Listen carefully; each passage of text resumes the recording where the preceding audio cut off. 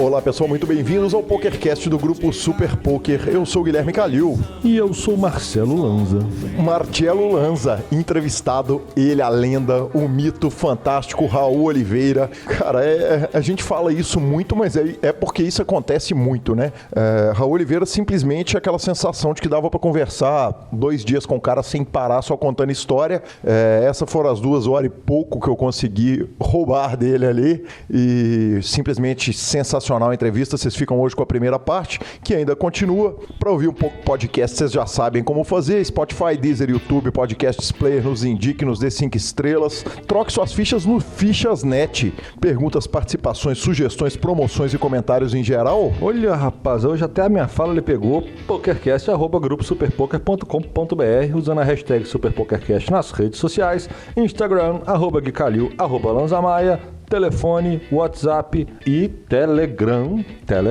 Exatamente. 31 97518 9609. Exatamente. O grupão do Telegram tá simplesmente bombando. E temos novidades, Marcelo Lanza. E temos novidade? Novidade é pegadinha. Não tá na pauta, é pegadinha. Temos novidades, tá na pauta. Abaixo aí, tá fantasiado de vermelho. Cara, o negócio é o seguinte. Fantasiado de vermelho significa azul, é isso? Não, é amarelo.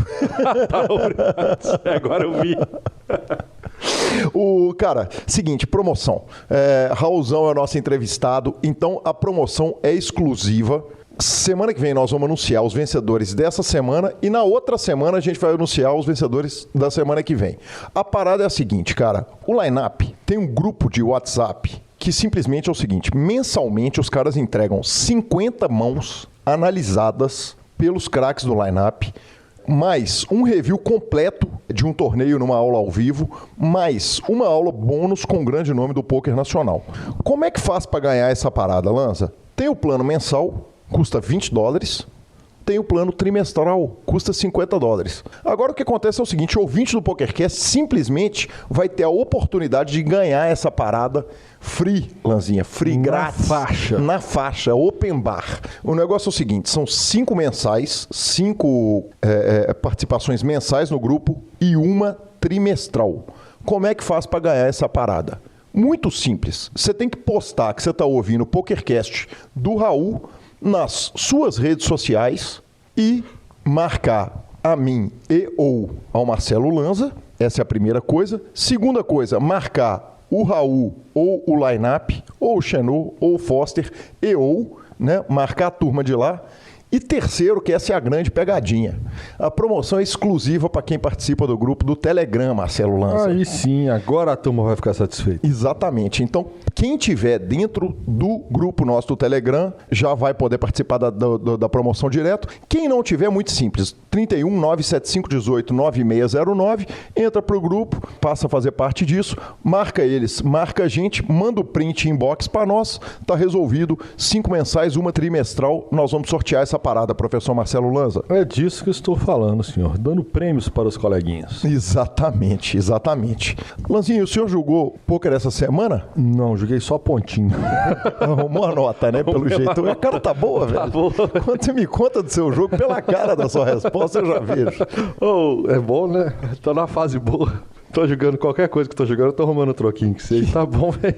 Que sonho, cara. Eu tô jogando menos do que eu deveria. Eu falo que quando você tá na fase boa, você tem que volumar. Exato, eu sou totalmente dessa parada. Mas eu tô trabalhando muito, por incrível que pareça. Eu tô muito sem tempo. Eu tô precisando de ter um pouquinho mais de tempo pra jogar mais, que eu acho que dá pra arrumar um dinheiro na fase boa.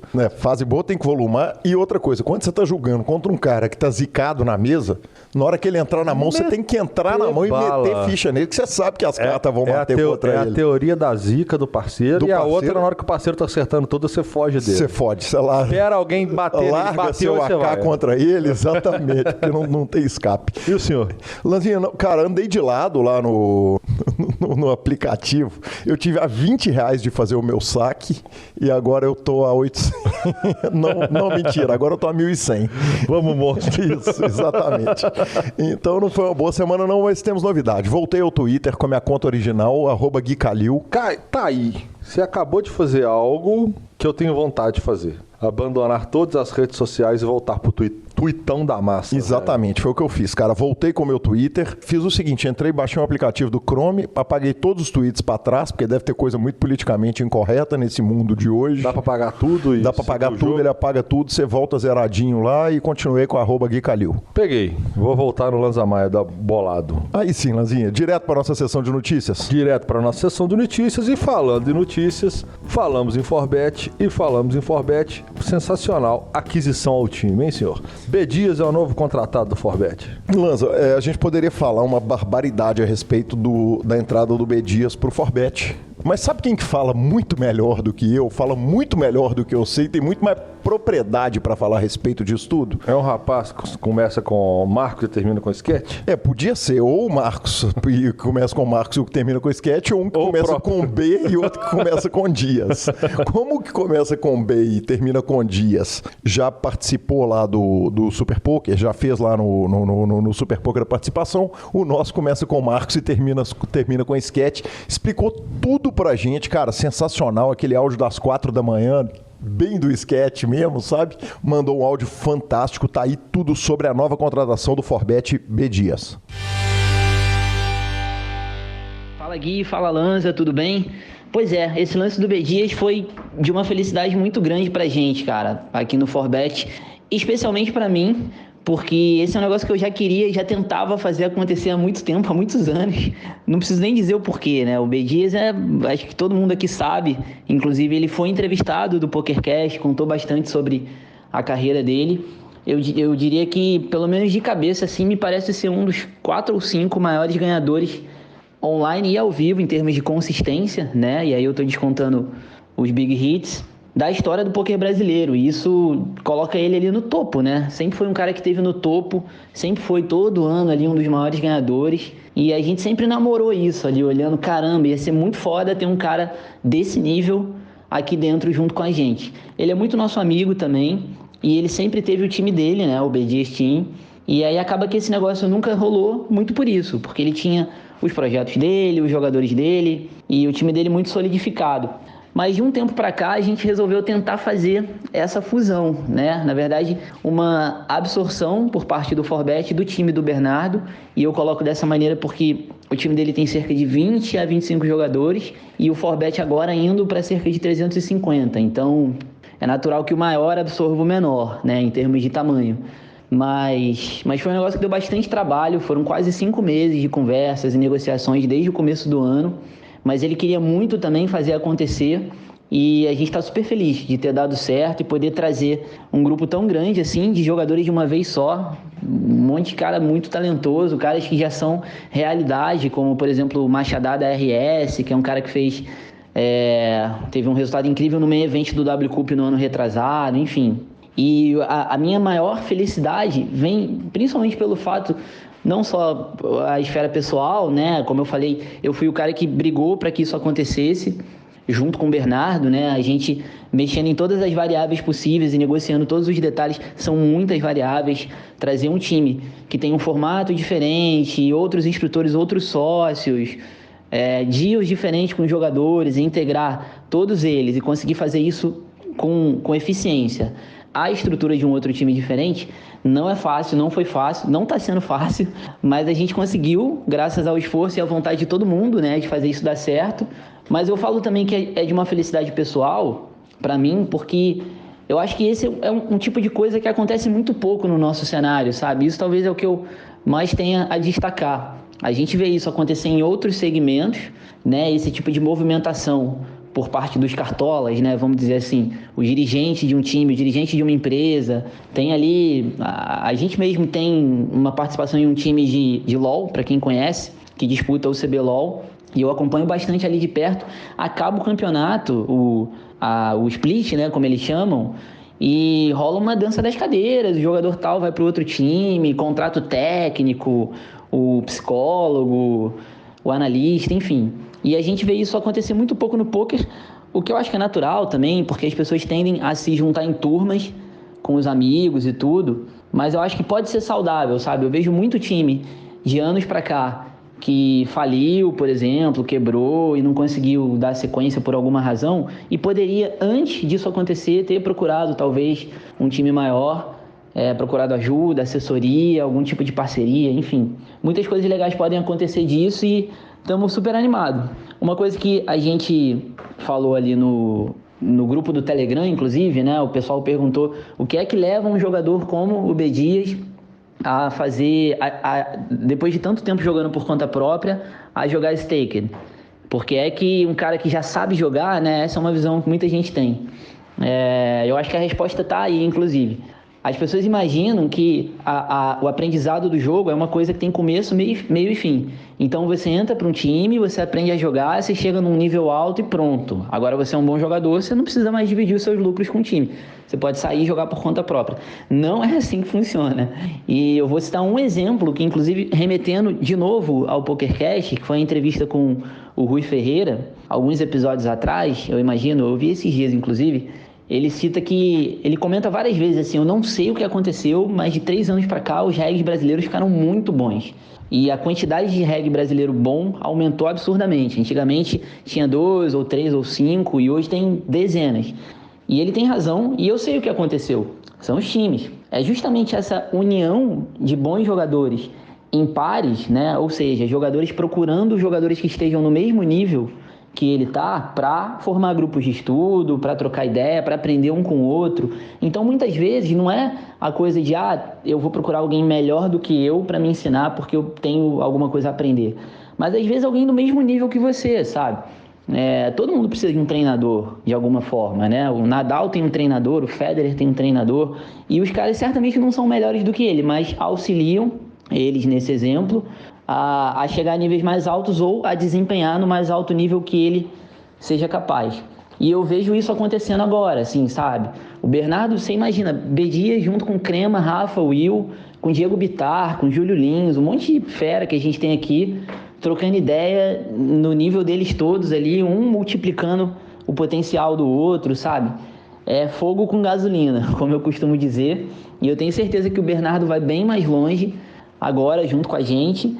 E isso vai junto ao time dele também, né? Que agora se transformou em uma turma dentro do Forbet. Para quem não sabe, né? Agora a gente sempre teve uma divisão do Forbet inteiro. Todos os grupos ali, o time principal, o low stakes, o medium stakes, o micro stakes, é dividido em subturmas para que você tenha ali um grupo de 20 a 30 jogadores cada turma, com 2 ou 3 instrutores, e eles possam dar atenção mais próxima, assim, né? E não você colocar 100, 200 jogadores em um grupo só e todo mundo misturado. Então agora o B. Dias tinha uma turma que a gente chama de Powered by Forbet dentro da estrutura do time principal do Forbet, onde a gente tem ali o Gold, que é a turma, enfim, o Gold Deluxe, o SWAT e agora também o B. Dias. Então isso também vai refletir nos jogadores que vieram, né, junto com ele, tanto no acesso que eles vão ter à estrutura inteira do Forbet, às aulas do Forbet. O cara ontem tinha aula com B. Dias, hoje ele vai ter aula com B. Dias, com Rafa, com Crema, com Will, com Júlio, com Vitor Brasil, com Edson Oliveira. E, cara, só alegria, assim, é só ganho para todo mundo. E o Bernardo está muito feliz, os jogadores, pude conversar com todos eles, também estão muito felizes. E eu espero que mais disso, mais vezes aconteça, para eu poder voltar aqui e contar. Quem sabe em breve eu não vou ter mais uma novidade dessas aí para trazer aqui para a galera, tá bom? Obrigado, Gui, obrigado, Lanza, grande abraço, até logo. Sensacional, hein, senhor? É sensacional. Imagina se toda notícia fosse assim. Eu tivesse louco. Alguém para fazer a notícia toda para mim, escrita, as fontes, falando tudo de dentro. Que coisa maravilhosa. Que moleza a sua vida, hein? Exatamente. Muito obrigado, Sketch. Sensacional. Sucesso aí. Sucesso pro B. Dias Team, que vira uma perna do Forbet agora. Como bem explicou lá o Sketch. Cara, sucesso para todos os envolvidos. Grandes monstros. B. Dias já esteve aqui no programa. Sketch já está convidado no dia que ele quiser, a porta está aberta. Ele falou que ele está guardando uma grande notícia para ele vir. Top. Então, vamos para a segunda notícia, que continua o chororô, especulação / fim do Cassino Rio. É isso, nada parece detê-los. Nada, Lanza. E aí o seguinte, tem um negócio que é muito curioso, que o mundo do poker, eu achei que a parada ia vir como uma onda, assim, e passar, mas não foi não. O negócio tá igual um tsunami, cara. Todo mundo do mundo do poker falando a respeito da mudança, da possível mudança da WSOP para o Rio. E as especulações começam. A principal especulação sobre o que vai ser feito na área do Rio quando ele for demolido é uma estação de trem, que pode ser o trem de Las Vegas para Los Angeles, o que vai tornar uma eventual ida nossa para lá muito mais legal, né? Que você poder entrar num trem, despencar em Los Angeles, poder subir em Los Angeles, despencar em Las Vegas. É verdade. Que sonho, hein? Você tá em Vegas a um rolê de trem da praia. Um rolê de trem. Eu tô com esse negócio do rolê na cabeça. Esse final de semana eu falei muito sobre rolê, Guilherme. Porque rolê era uma coisa muito antiga. Só que não era rolê, era rolé. Era rolé. E agora aqui a turma nova... eu acho que em São Paulo é rolê. A turma nova soltou o rolê na minha cabeça e eu não tô dando conta de ouvir o tal do rolê, não. E eu sem querer fiz isso com você. Sem querer, soltou o rolê na que é minha uma testa. parceira. Mas enfim, os caras estão falando sobre uma estação de trem, mas o Brent Hanks, que apresenta o podcast do Poker Central, falou sobre uma possibilidade muito legal. Ele falou que o hotel que fica em frente ao Rio fez um investimento tipo um all-in. Os caras deram uma monster reforma na parada e que ele está acreditando na possibilidade do Rio se transformar num estádio de beisebol da Major League Baseball para um time de Las Vegas, como foi feito lá com o time de hockey, né? Las Vegas que é um lugar super frio, neva muito, né? Temperatura super tranquila. Assim. Exatamente. Tem um time de hockey, o time é a sensação de Vegas, inclusive é ruim de apostar no time de Vegas, porque a galera que tá lá aposta tanto no time para poder as odds são horríveis, que as odds pioram, exatamente. Então pode ser que seja um estádio da Major League Baseball. Cara, no meio desse chororô todo, dos jogadores, no Twitter, nas mídias de vídeo, de áudio, todas, algumas vozes me chamam a atenção. É a turma que fala o seguinte: eu quero ver arrumar, primeiro, um salão do porte que os caras têm, e segundo, estacionamento como os caras têm. Porque como eles não estão na Strip, na avenida principal de Las Vegas, e aí vale dizer o seguinte: eu não conheço o Rio, eu conheço Vegas, mas eu nunca fui para Vegas durante a WSOP e não conheço o Cassino Rio. Mas a Strip de Las Vegas, ela tem trânsito pra caramba, no meio do verão, na época mais complicada do ano, de férias lá nos Estados Unidos, que é quando acontece a WSOP, aliás, faltam 30 dias para a WSOP, pouco mais ou pouco menos, existe um problema de trânsito, de estacionamento, uma série de coisas. Então, o que eu tô enxergando, Lanza, é o seguinte: todo mundo reclamando, dando graças a Deus que vai embora do Rio, no dia que ela chegar em outro cassino, vai ser todo mundo reclamando do cassino novo. E continua todo mundo reclamando de tudo e a vida se segue da mesma forma. Alguma surpresa a respeito disso no mundo do poker? Sem variância. Os caras arrumam pra falar mal do BSOP. Mano. Os caras vão falar mal. Deixa pra largar, não tem o que fazer. Se tiver de demolir, vai demolir, ninguém vai conseguir segurar. Se vai ter que ser em outro lugar, porque vai ter que ser, porque a porra não vai estar lá mesmo. Exatamente. Então segue o jogo. Exatamente. Jogo que segue. Então, falando nisso, nós temos poker na Pensilvânia agora. Isso, Lanza. O que acontece? A gente falou que o poker tinha sido legalizado na Pensilvânia e agora os caras anunciaram que tem data de início. A data de início do poker na Pensilvânia vai ser 15 de julho. E essa notícia a gente falou dela há umas 2 semanas atrás, mas tem um motivo pelo qual é importante a gente voltar a falar dela. Eu achei que eu dei a notícia de forma muito rasa e tem alguns pontos que eu queria marcar aí nessa importante notícia. A primeira é o seguinte: a Pensilvânia é o 5º estado mais populoso dos Estados Unidos. Ela tem 12 milhões de habitantes, 13 milhões de habitantes, 12 milhões e 800. Então é o seguinte, o pool de jogadores, caso o poker na Pensilvânia vingue, dê certo e funcione bem, ele aumenta muito nos Estados Unidos. E em se falando, aí acontece o seguinte: tem um Wire Act, um ato lá dos Estados Unidos, que pode complicar toda a questão do poker online lá. Os caras estão falando em regulamentar por cima, de forma federal, e empipinar o poker inteiro lá. Ainda não se sabe qual vai ser o efeito disso. Mas se isso não tiver efeito, se esse Wire Act lá dos Estados Unidos ele não rodar, para usar uma expressão do poker, o que acontece é o seguinte: na Pensilvânia, o PariPoker e o PokerStars, os dois gigantes do poker, hoje em dia, já adquiriram licença para poder operar lá, e eles vão operar. A dúvida que o Wire Act está criando é se eles vão poder operar intra-state lá, junto com os outros estados, Nevada e os outros estados que já estão autorizados. Então, cara, isso pode ser uma bela notícia. Dos 50 estados, a gente já teria ali 5 ou 6 estados que já estão autorizando, cara, é o que precisa, porque aí vai lá, estoura lá, o estado da Flórida tem 21 milhões, essa parada começa a render imposto pra caramba, a Flórida começa a brilhar o olho, o Texas começa a brilhar, a Califórnia, que é o mais populoso de todos, brilhou o olho, meu amigo. Aí é como diz o Mário Henrique, narrador esportivo de Belo Horizonte: Caixa. É caixa. Exatamente. Sensacional. Um mercadão que está voltando à prática, senhor. Tomara. Bom, próxima notícia. Sunday Million especial, 10 milhões de dólares. 13 anos de existência, explodiu o evento, né? Explodiu, Lanza. A gente vinha falando de 10 mil e poucas entradas no Sunday Million semana após semana. Aconteceu o seguinte, o último Sunday Million, o penúltimo Sunday Million especial, que a gente estava aqui gravando, inclusive, durante o acontecimento dele, por isso que ele não pôde ser o Lanza Million. Opa! Teve 61.342 entradas, um prize pool de mais de 12 milhões de dólares, o torneio tinha 10 milhões garantidos e o campeão foi um jogador chinês, o que gerou uma certa choradeira lá dos Estados Unidos, falando, porra, até os chineses estão podendo jogar, cara. Quer dizer, a China que é toda empepinada no que diz respeito à lei de jogos, etc e tal. E o melhor representante brasileiro foi o Pedro Henrique Fernandes, ficou na 11ª colocação, 44 milhões de dólares, não dá pra falar que é amargo, né? 44 mil dólares, perdão. 44 milhões de dólares. 44 mil doletinhas, não dá pra falar que é ruim, terceiro maior resultado da carreira dele. E, Lanza, aí o seguinte, cara, aí teve Sunday Million no domingo e a gente hoje está gravando na segunda-feira. A gente pode falar do Sunday Million de ontem. Sunday Million de ontem voltou para o Buy-in de 109, 11.200 pessoas. Quer dizer, tivemos um aumento de 1.000 pessoas para o último 109 sem ser nocaute que teve. E vai mantendo 109. Eu não vejo modificações no 109, não. Não vejo que, como eu tinha falado anteriormente, eles devem manter nessa linha. E só que é aquilo, né? Quando eles fizeram a mexidinha, que é colocar um nocaute, deu mais entradas. Então eu acho que eles vão ficar brincando um pouquinho com esse formato, coisa que eu não achei que fossem fazer, mas eu acredito que eles vão manter o Buy-in de 109 sim. Senão eles já teriam voltado com ele para 215 no próximo domingo e boa. Eu acho também. Tô 100% de acordo. E que, como você bem colocou, né, Lanza, olha muito pro jogador recreativo. Exatamente. Que é o meu caso, que é por isso que de vez em quando eu posso jogar o Sunday Million. Porque sem ser um jogador recreativo, pô, um torneio de 215 dólares, nós estamos falando que é um torneio de quase R$1.000.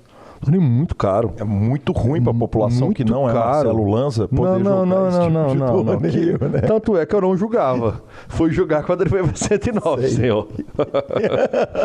Tomar falinha de um vagabundo desse. Vocês verem a cara de tranquilidade de um rapaz desse, segunda-feira, 6 horas da tarde, que homem, viu? E, Lanza, por fim, cara, tem uma notícia aqui fantástica. O Neto Vegas, que é o Antônio Neto, querido amigo que o poker me deu, ele é jogador regular de Spin and Go de $30. Mas, além disso, ele é professor da FAINOR, a Faculdade Independente do Nordeste, lá no sul da Bahia. O que acontece? O Neto é professor de cálculo e de física na faculdade e eles fizeram lá uma Olimpíada, daquela Olimpíada de faculdade. A Olimpíada teve pôquer, futsal, vôlei, xadrez, tênis de mesa, corrida de 5 e 10 quilômetros, me pegava demais, e teve pôquer também. Cara, aconteceu o seguinte, por que eu tô dando isso aqui como notícia? Porque não foi simplesmente um torneio de pôquer de faculdade, não. O Neto propôs o torneio, a faculdade chamou ele para ter uma discussão jurídica a respeito do assunto. Ele foi lá, deu uma aula sobre legislação do pôquer, etc. A palestra sobre quebra de legalidade teve lotação máxima, quebra total de preconceito lá, e eles conseguiram fazer o torneio. O torneio não teve buy-in, teve um valor de entrada de R$20 que o praticante podia entrar em 3 modalidades. Ele preocupou se essa entrada ia atrapalhar a dinâmica do jogo ou não, mas todo mundo jogou muito bem e os caras estão falando simplesmente em levar as melhores equipes de eventos futuros para o estadual, para o Campeonato Baiano e para o BSOP. O Neto colocou ainda que as mídias locais colaboraram pra caramba, a equipe de marketing da faculdade é muito boa. Então, cara, esse tipo de iniciativa que faz quebra de preconceito, especialmente vindo da mão de um cara da seriedade que é o Neto, é fantástico. Então, cara, parabéns, Neto, parabéns aí para a FAINOR, a Faculdade Independente do Nordeste, pela iniciativa. Sensacional, senhor. Todo tipo de iniciativa que venha para quebrar esses paradigmas que ainda existem, e por mais que a gente ache que não, a gente se depara com algumas coisas, como aconteceu recentemente com o próprio Rio de Janeiro barrando o torneio, é muito importante. Esse somatório de ações que faz com que a gente consiga ter a liberação total, e eu acredito que em pouco tempo nós vamos obter isso. Tipo, não vai ter a possibilidade do cara falar não pode. Até porque não tem mais o porquê, a não ser pirraça, birrinha ou alguém que não conseguiu explicar direito para eles por que deveria poder. Perfeito. A gente fica com a palavra do nosso patrocinador, o Fichas.net. A gente lembra que ele que nos traz aqui semanalmente, então ouça a palavra de Fichas.net e depois entrevista com Raul Oliveira. O Fichas.net é o seu parceiro para compra e venda de fichas dos principais sites de pôquer online. Contrate o Fichas.net pelo WhatsApp 062 98130 6680 e negocie suas fichas com a melhor cotação do mercado.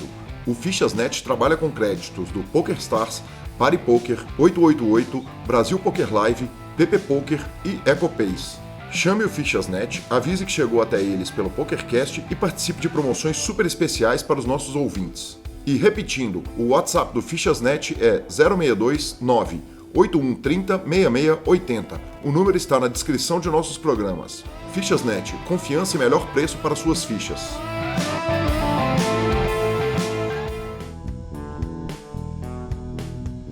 Olá pessoal, estamos de volta com a entrevista da nossa edição no PokerCast do Grupo Super Poker. É com grande satisfação que recebo aqui ninguém menos que um dos fundadores dessa parada toda, quem fundou, quem começou, Raul Oliveira. Raul, que satisfação te receber de volta aqui no PokerCast. Fala aí, Calil, beleza?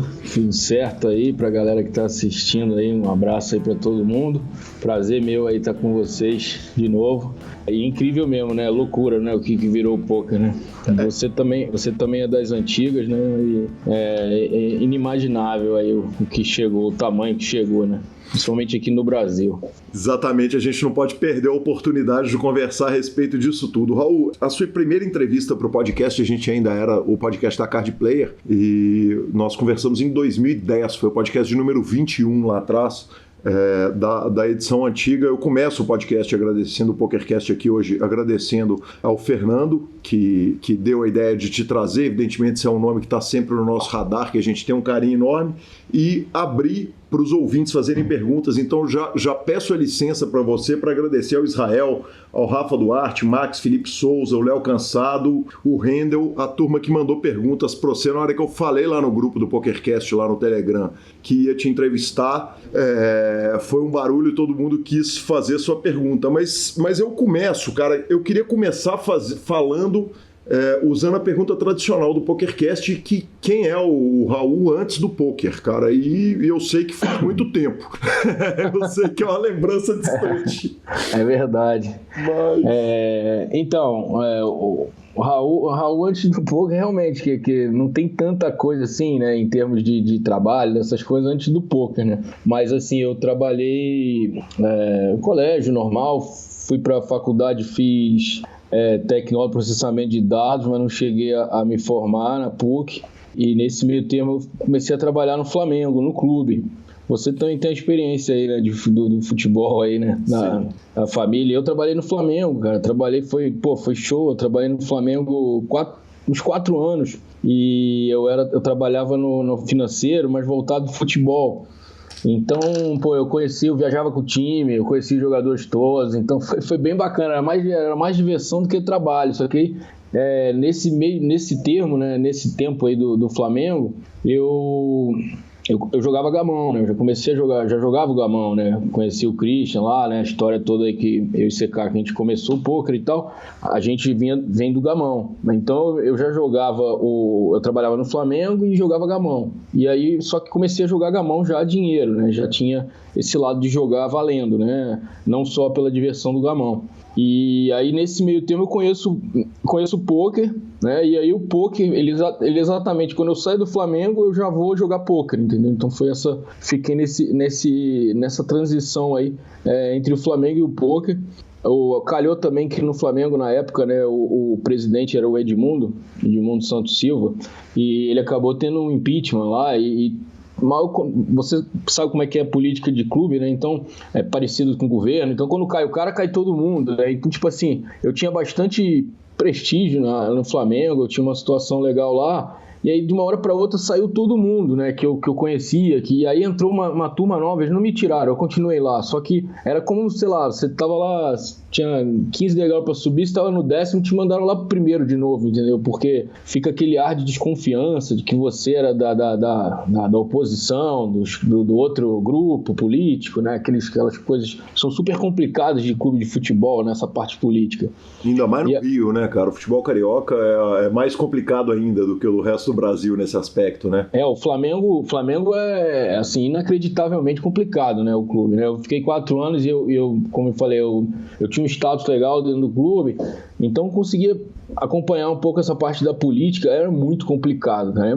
É um puxando o tapete do outro, é uma confusão, cara, todo mundo querendo alguma coisa, pouquíssimos em prol só do clube mesmo. É bem, bem complicado. É para até dar uma dimensão de como deve ser difícil, né, o cara ser prefeito, ser governador, porque eu tive esse convívio perto de uma presidência do Flamengo, né? Eu conhecia lá, como eu tocava essa parte do futebol, a parte de ingresso era comigo, então eu tinha muito acesso, assim, a todo mundo no clube, então tinha essa visão, assim, de quão complicado era isso, né?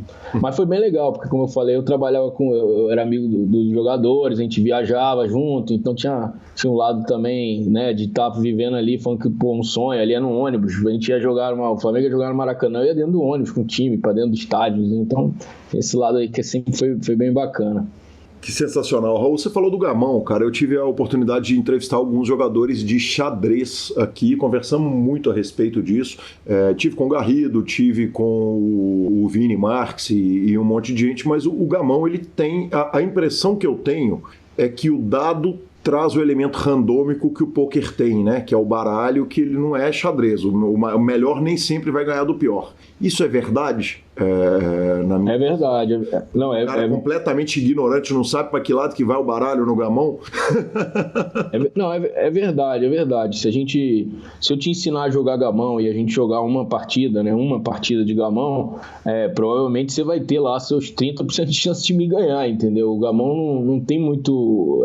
tem o lado randômico do dado, que vai influenciar no curto prazo, ali como as cartas virando. Só que o gamão, o que acontece, né? Criaram o dado de dobre, né? Não sei quando surgiu, mas o dado de dobre é uma coisa que aí realmente mata muito o cara que é pior, que é num determinado momento da partida. Por exemplo, a gente está jogando valendo R$10 uma partida, né? Num determinado momento, eu antes de jogar os dados, eu proponho que a gente dobre para 20, né? Eu posso dobrar a partida.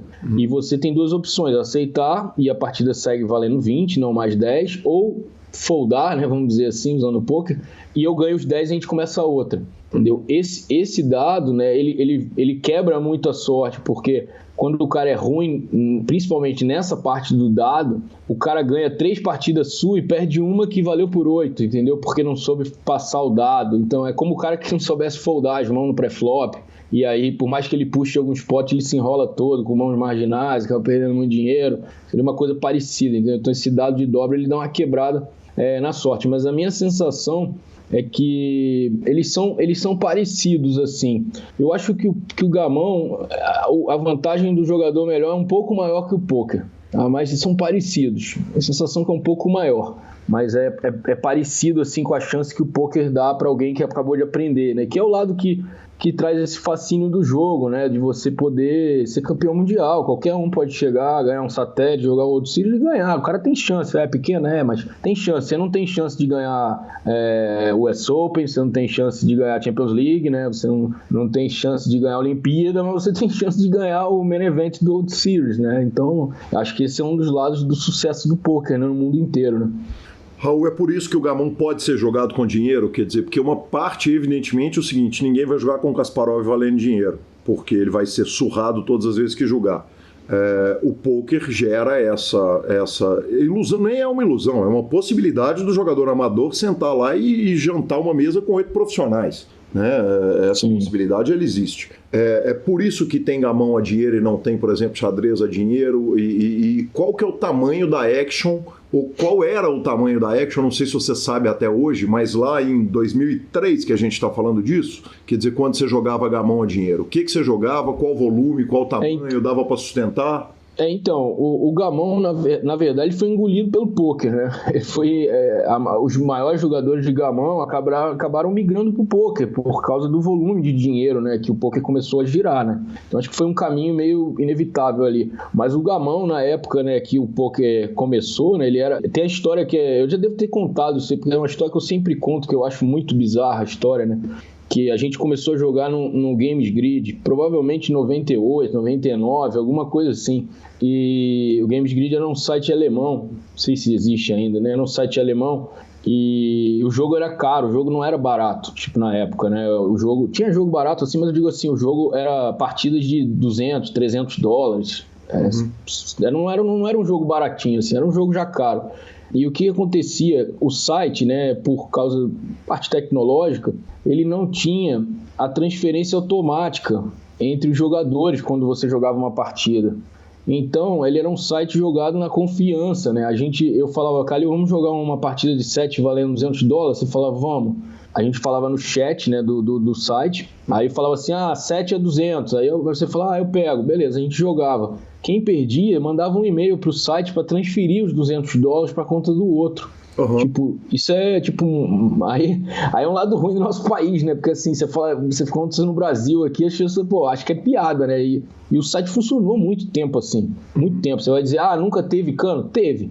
Mas lógico que tinha alguns defeitos, que tinha um ranking do cara, né? Você sabia a experiência do cara. Mas assim, era baixíssimo. A inadimplência lá era baixíssimo, o site era jogado na confiança, né? Era uma coisa doida, né? Você imaginar, esse é tipo o homem das cavernas, né? O cara não transferia direto de um saldo pro outro, sabe? O negócio era manual, né? Era loucura. Mas devia ter muito dessa relação do pôquer, né? Que a palavra do cara acabava sendo um recurso do próprio cara, né? Quer dizer, o cara sem palavra, evidentemente, devia ser banido do sistema imediatamente na hora que fazia uma bobagem qualquer. O site não se responsabilizava, né, lógico, mas assim, lógico, quando um cara dava um cano, né, a pessoa anunciava no chat, falava, não joguem com esse cara, etc e tal, mas era uma coisa que funcionou muito tempo, a gente jogou, né, e assim, a gente ganhava, né, mas não era um valor assim tão alto, assim, o que eu ganhava, porque eu acho que também não era tão bom, né, pra ganhar muito. Porque quem jogava muito bem naquela época, o jogo era caro, dava pra ganhar bastante. A gente jogava bem, ganhava, mas não a ponto de eu sair, né, do trabalho e tal. Realmente, quando eu decidi sair, foi com o pôquer, né, com o surgimento do pôquer, que começou, na verdade foi no Party Poker na época. Eu comecei jogando no Paradise, né, o PokerStar ele era muito pequeno na época, né, engraçado falar, o PokerStar não tinha quase ninguém, tinha 500, 800 jogadores. E aí surgiu um tal do Party Poker, né? Eu fiquei sabendo do Party Poker. Aí quando eu já tinha aberto a conta no Party Poker, mas não tinha action quase. E aí quando eu voltei lá, o Party Poker o bicho tava pegando, já tinha 5.000 pessoas online jogando. E aí eu comecei a jogar as mesas, né, de cash. E aí foi meio que de uma vez só, assim, começou a encaixar ali, eu comecei a ganhar dinheiro realmente, assim, jogava 5, 10 limit, comecei a ganhar um dinheiro já substancial, porque na época o dólar era mais ou menos esse dólar de hoje, né, eu lembro disso, que 300 dólares era R$1.000. Uhum. A gente sacava pelo NetTeller, NetTeller Card lá, era maneira de sacar na época. E 300 dólares era R$1.000, então... Só que R$1.000 valia muito mais que R$1.000 de hoje, né? Sim. Então a gente... Quando eu comecei a ganhar ali no poker, né? Foi a hora que eu realmente... E o Flamengo tava meio complicado com esse lance do impeachment, etc. Aí eu falei com meus pais lá, falei, vou tentar aqui, vou jogar um ano aqui pra ver... Vou ver o que acontece aqui, né? E aí estamos aqui até hoje, né? Uma coisa que é importante a gente falar é o seguinte, a turma que ouve o PokerCast tem muita gente que está começando no poker, então que não conhece as histórias, então não preocupe de recontar histórias que você já recontou. Certamente eu não ouvi o PokerCast que nós fizemos em 2010, mas certamente eu estou refazendo perguntas, mas eu acho duas coisas. A primeira é que são histórias deliciosas de se ouvir, então é gostoso demais ouvir essas histórias de novo para mim que já ouvi, tenho certeza que para quem já ouviu, e muita gente que ouve o PokerCast está começando no poker, está tomando contato agora, e é super importante a gente pegar esse espaço, que é um espaço sem limite de tempo, sem limite de censura, de palavrão, de nada, e a gente poder contar tudo para quem está começando, para saber das origens do poker. Raul, Você falou limit hold'em, quer dizer, lá no início do jogo o jogo era limit hold'em. Você começa a jogar, quer dizer, de onde que vem a informação? Porque limit hold'em você vai ter ali o Lee Jones com o Low Limit Poker, né, que é aquele livro clássico dele, que possivelmente até hoje ele deve ser atualizado e super útil para live poker. Eu não imagino que o Poker Live Limit deva, e se eu estiver falando uma bobagem completa, por favor, me corrija, ele deva ter evoluído tanto além do que o Lee Jones ensinava naquele primeiro livro. A fonte de aprendizado era essa mesmo? Cara, então, eu tenho um lado muito bom na minha carreira e que me atrapalhou muito, entendeu? Eu sempre tive muita facilidade de aprender, né? Assim, muito autodidata jogando. Isso, por um lado, foi muito bom, porque decolei minha carreira, vamos dizer, muito rápido. Por outro lado, muito ruim, porque eu nunca fui disciplinado para estudar. Eu pequei bastante nessa área de estudo, assim, não tenho dúvida. Então, eu não sou nem dos melhores para comentar essa parte, né, do estudo. Mas na época que a gente começou, realmente não tinha nada, né? Não tinha nada de poker, informação nenhuma. E a única coisa que a gente teve de informação foi um alemão que tinha o rank lá, que eu lembro até hoje o nick dele lá no Games Grid, que era amigo nosso. E a gente trocava, né? Mandava $50 dentro do gamão e o cara mandava $50 pra gente lá no Paradise, porque ele já jogava. E eu e o Christian, na época, a gente, ficou meio assim, viciado no poker, né? Quando descobriu. E toda hora mandava 50 pra lá, perdia 50 no poker. Mandava 50 pra lá, perdia 50 no poker. Falei, que merda, né? Perdendo essa parada toda hora. E aí, conversando com esse rank, ele mandou uma tabela pra gente, aquela tabela de qual mão jogar de cada posição. Uhum. E ali realmente foi um choque, né? Vamos dizer assim, porque eu olhei lá e o cara mandava foldar um Ice 10 off do TG, e você fala, como assim? Tipo, achava que o Ice 10 era o máximo ainda, né? Uhum. E aí falava, cara, tem que foldar o Ice 10 e tal. E aí ali foi a primeira coisa que eu tive de material, assim, de contato. Uhum. Agora, no decorrer disso, foi bastante jogando mesmo, apanhando e pegando ali, vendo o que funcionava, não funcionava. Esse lado que eu falei, né? Eu tinha essa facilidade de aprender, tanto que o Clube do Poker, né? Quando vem depois lá o nosso site e tal, eu escrevi os artigos, né? Com base nos meus jogos, né? Não pegava de lugar nenhum, não traduzia nada de inglês, eu escrevia o que eu jogava. Provavelmente escrevi algumas besteiras lá também, mas ajudei bastante gente, porque muita gente vem falar comigo até hoje, comecei o Clube do Poker, os artigos do Clube do Poker, eu realmente escrevi ali de dia a dia do jogo, entendeu? O que eu conseguia entender, o que funcionava, o que não funcionava. Agora o limit, né, como você falou, no início do poker só tinha limit, né, o no limit não existia praticamente, né, as mesas eram todas de limit game. Não sei se porque uma maneira simples de jogar ali no início talvez tenha sido mais fácil de emplacar o limit, né, porque é um jogo que não tinha muita dúvida, o cara só tem uma aposta ali obrigatória e tal, não sei qual foi o motivo exato, mas demorou eu fui para Vegas em 2004, 2005, sei lá, logo há muito tempo atrás, e você ia para o Bellagio, tinha lá, não era tão grande o salão de pôquer, era menor, mas vamos dizer assim, tinha 30 mesas de pôquer, tinha 25 de limit, tinha 5 de no limit, sabe? Ou às vezes até menos, tinha 2, 3 no limit, quase ninguém jogava no limit, né? Isso foi uma mudança drástica aí no pôquer durante esses anos, né? Então são coisas que vão mudando ali, né, com o passar do tempo, mas é legal recordar assim como as coisas foram acontecendo. Raul, você já falava inglês lá no começo? Não, cara, não falava. Fui assim, falava aquele inglês do colégio, né? Aquele inglês bem fraco. E assim, fui pegando inglês muito de viagem mesmo, né? E aí você começa a ler coisas em inglês, né? Você no poker, eu acho assim, inclusive hoje uma dica que eu dou, que eu pergunto, né? Quem tá começando, aprenda inglês rápido, entendeu? Porque não tem jeito, tem muita coisa em português, tem. Mas o inglês sempre vai te abrir portas no mundo do jogo, porque você vai ter um contato com o mundo inteiro, né? Você vai poder conversar com os americanos, com os europeus, com os russos, com todo mundo fala inglês, né? Então você ganha uma amplitude, né, na área do poker muito grande. Quando o cara não fala inglês, ele se limita, né, a ter que acompanhar só as coisas aqui do Brasil, etc. E isso atrapalha bastante. Eu também sofri isso, porque eu chegava lá no início da casa. Ó o moleque, Joaquim chegou aqui agora. Sim, bem-vindo, Joaquim, ao PokerCast. Veio abraçar o papai. Tem que falar que eu tô de fone aqui para não pegar. Vem cá, Joaquim, conta pra gente aí. Esse é o futuro do nosso jogo. A mãe veio buscar. É. Ele fala assim: você tá jogando as cartinhas? Ele pergunta pra mim: você tá jogando as cartinhas? Que legal. Mas a gente tava... Você já deu super trunfo pra ele? Já tá brincando de Uno, das coisas ou não? Não, ainda não. Ele tá brincando ainda de Marvel lá, do Homem-Aranha e do Batman mesmo. Qual que é a idade dele, Raul? Ele tem 3 anos, né? 3 anos, tá muito novinho, né? Tem uma filha de 10 e ele tem 3. Tem a Júlia e o Joaquim. Bacana. É o JJ, Júlio e Joaquim. Meu par de valete de casa.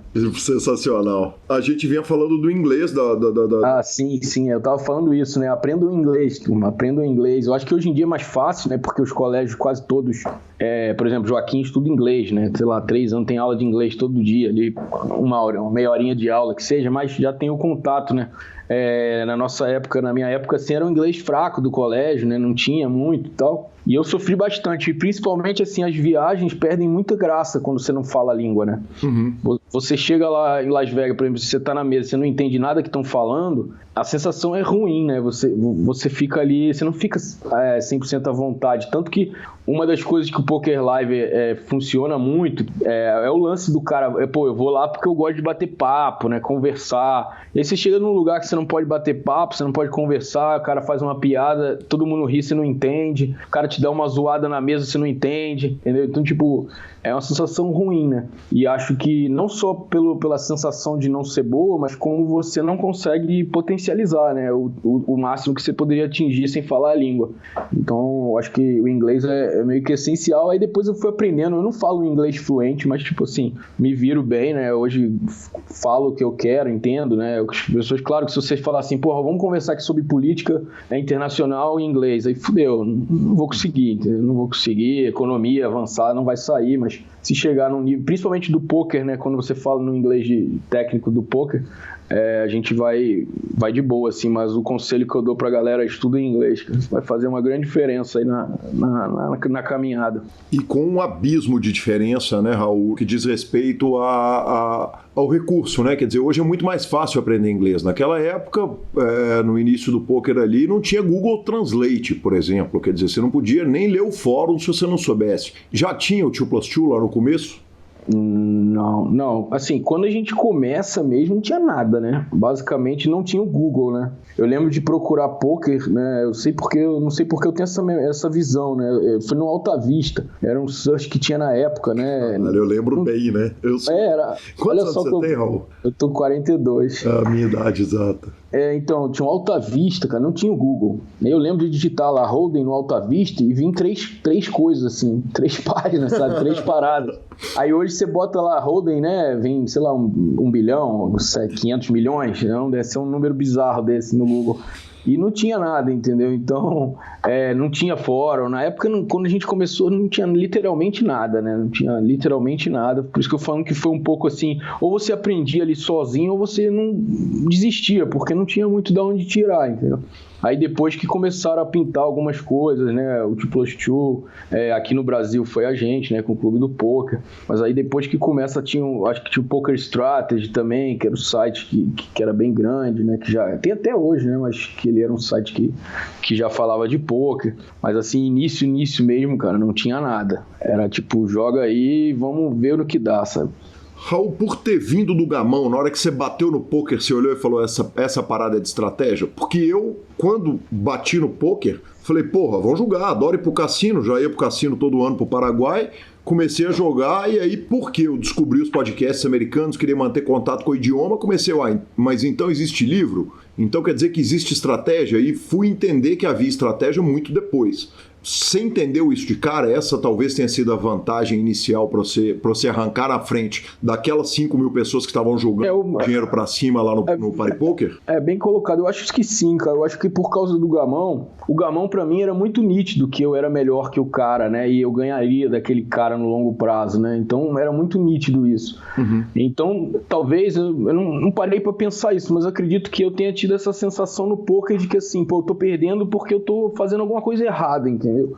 Porque eu passei ali um primeiro ano perdendo, né? A gente, como eu falei, sacava $50 de um lugar e botava no outro. Era pouco, a gente botava $50 ali, mas perdia. Botava mais 50, perdia. Botava mais 50, perdia. Então, pô, tem alguma coisa errada aqui, né? Tipo, eu tô fazendo alguma coisa errada. Eu não tinha a sensação do, é roubado, eu sou azarado. Não tinha essa sensação. Eu tinha a sensação que eu tava jogando mal, assim, eu tinha que melhorar o jogo. Então, acho que sim, eu acho que o gamão me deu essa base de que tinha estratégia por trás, né? E uma coisa, assim, que pra mim foi sempre muito nítido, né? A discussão do poker, né? As pessoas pensam, a discussão da habilidade, não sei o quê, blá, não ganha. Eu falei, pô, tira o reiki do poker, né? Imagina um poker sem reiki, né?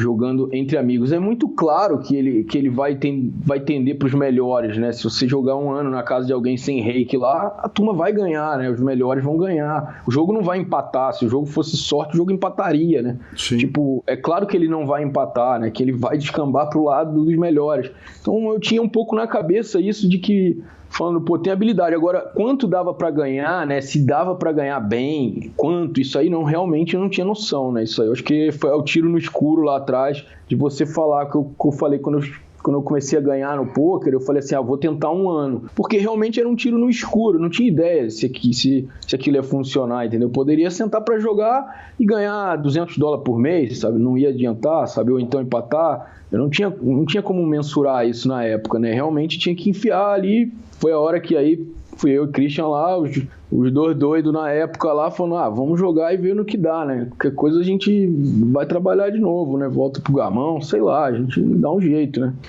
O melhor é a percepção da época do seguinte, vai trabalhar de novo, ou seja, eu não tô trabalhando. Exato, né? Naquele primeiro momento não tinha nem como imaginar que aquilo poderia ser uma carreira, você profissional de pôquer, sabe? Era uma coisa muito distante, assim. Eu comecei a conhecer os caras, né? Quando a gente começa a jogar, e você descobre que tinha o Johnny Chan, que tinha o Stuunga, que não sei o que, você fica sabendo daqueles caras lá, né? Mas, tipo assim, é uma coisa muito distante, né? Você não consegue projetar, e assim, o cara mora em Las Vegas, então você pensa assim, pô, pra eu ser profissional, eu vou ter que morar em Las Vegas. Não dava pra projetar uma carreira, né? Você olhar assim e falar, não, vou jogar poker profissionalmente, vou ganhar meu dinheiro. É bem complicado ter que ser realmente um visionário. Assim, das pessoas que eu vi, que eu acompanhei, eu acho que o maior visionário que a gente tem no poker foi o Akari, sabe? O Akari foi um cara que conseguiu enxergar antes de todo mundo, né? O que o poker estava se tornando, né? As possibilidades do poker. Então, eu acho que ele foi um cara que conseguiu enxergar isso primeiro no Brasil, assim. Era uma coisa lá no início mesmo, era muito difícil você imaginar, até porque você não sabia se ia andar de 5 mil pessoas, entendeu? O Party Poker tinha 5 mil, eu achava o máximo. Mas de repente ficava em 5 mil para sempre, entendeu? Não tinha como saber que aquele negócio de repente ia ter 100 mil pessoas online. Sim. Era uma coisa meio, não tinha como prever aquilo. Eu acho que nem os donos do site, ninguém podia prever. Os caras que criaram o site, eles criaram o site para ganhar $100 mil por mês. De repente os caras estavam ganhando 5 milhões, sabe? Nem eles podiam imaginar que ia acontecer aquilo.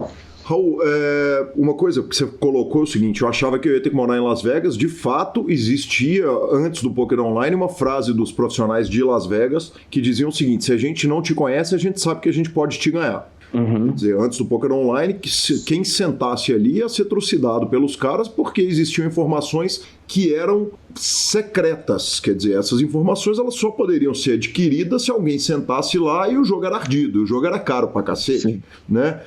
Na linha do tempo do Poker Nacional, o Akari chega depois de vocês, ou não? Chega, o Akari eu acho que 2005, se eu não me engano, 2005. Eu conheço o Akari em 2006, eu acho. A gente fez uma viagem, foi para Deauville, na França, e acho que ele ganhou um satélite, a gente também tinha ganho satélite, e a gente se conheceu lá na França. É 2006, se eu não me engano, mas ele começa a jogar em 2005. Aquela galera toda de São Paulo, ela vem ali de 2004, 2005, né? Esse 2002... que eu saiba mesmo, só tinha eu e Christian jogando e um amigo meu, o Bob lá do Rio também, que já jogava, mas assim, não conheço mais ninguém, né, que veio assim em 2002, que é muito início, né, tipo, é muito primórdio mesmo. O Bob tá no poker, é o Bob? O Balbi. Ah, Balbi, tá. É um amigo meu que jogava, era o único cara que eu conhecia que conhecia o Holden, né? Ele era do Gamão também, e aí quando a gente falou, ele falou, já joguei, já tinha jogado um torneio em Las Vegas, era um cara que já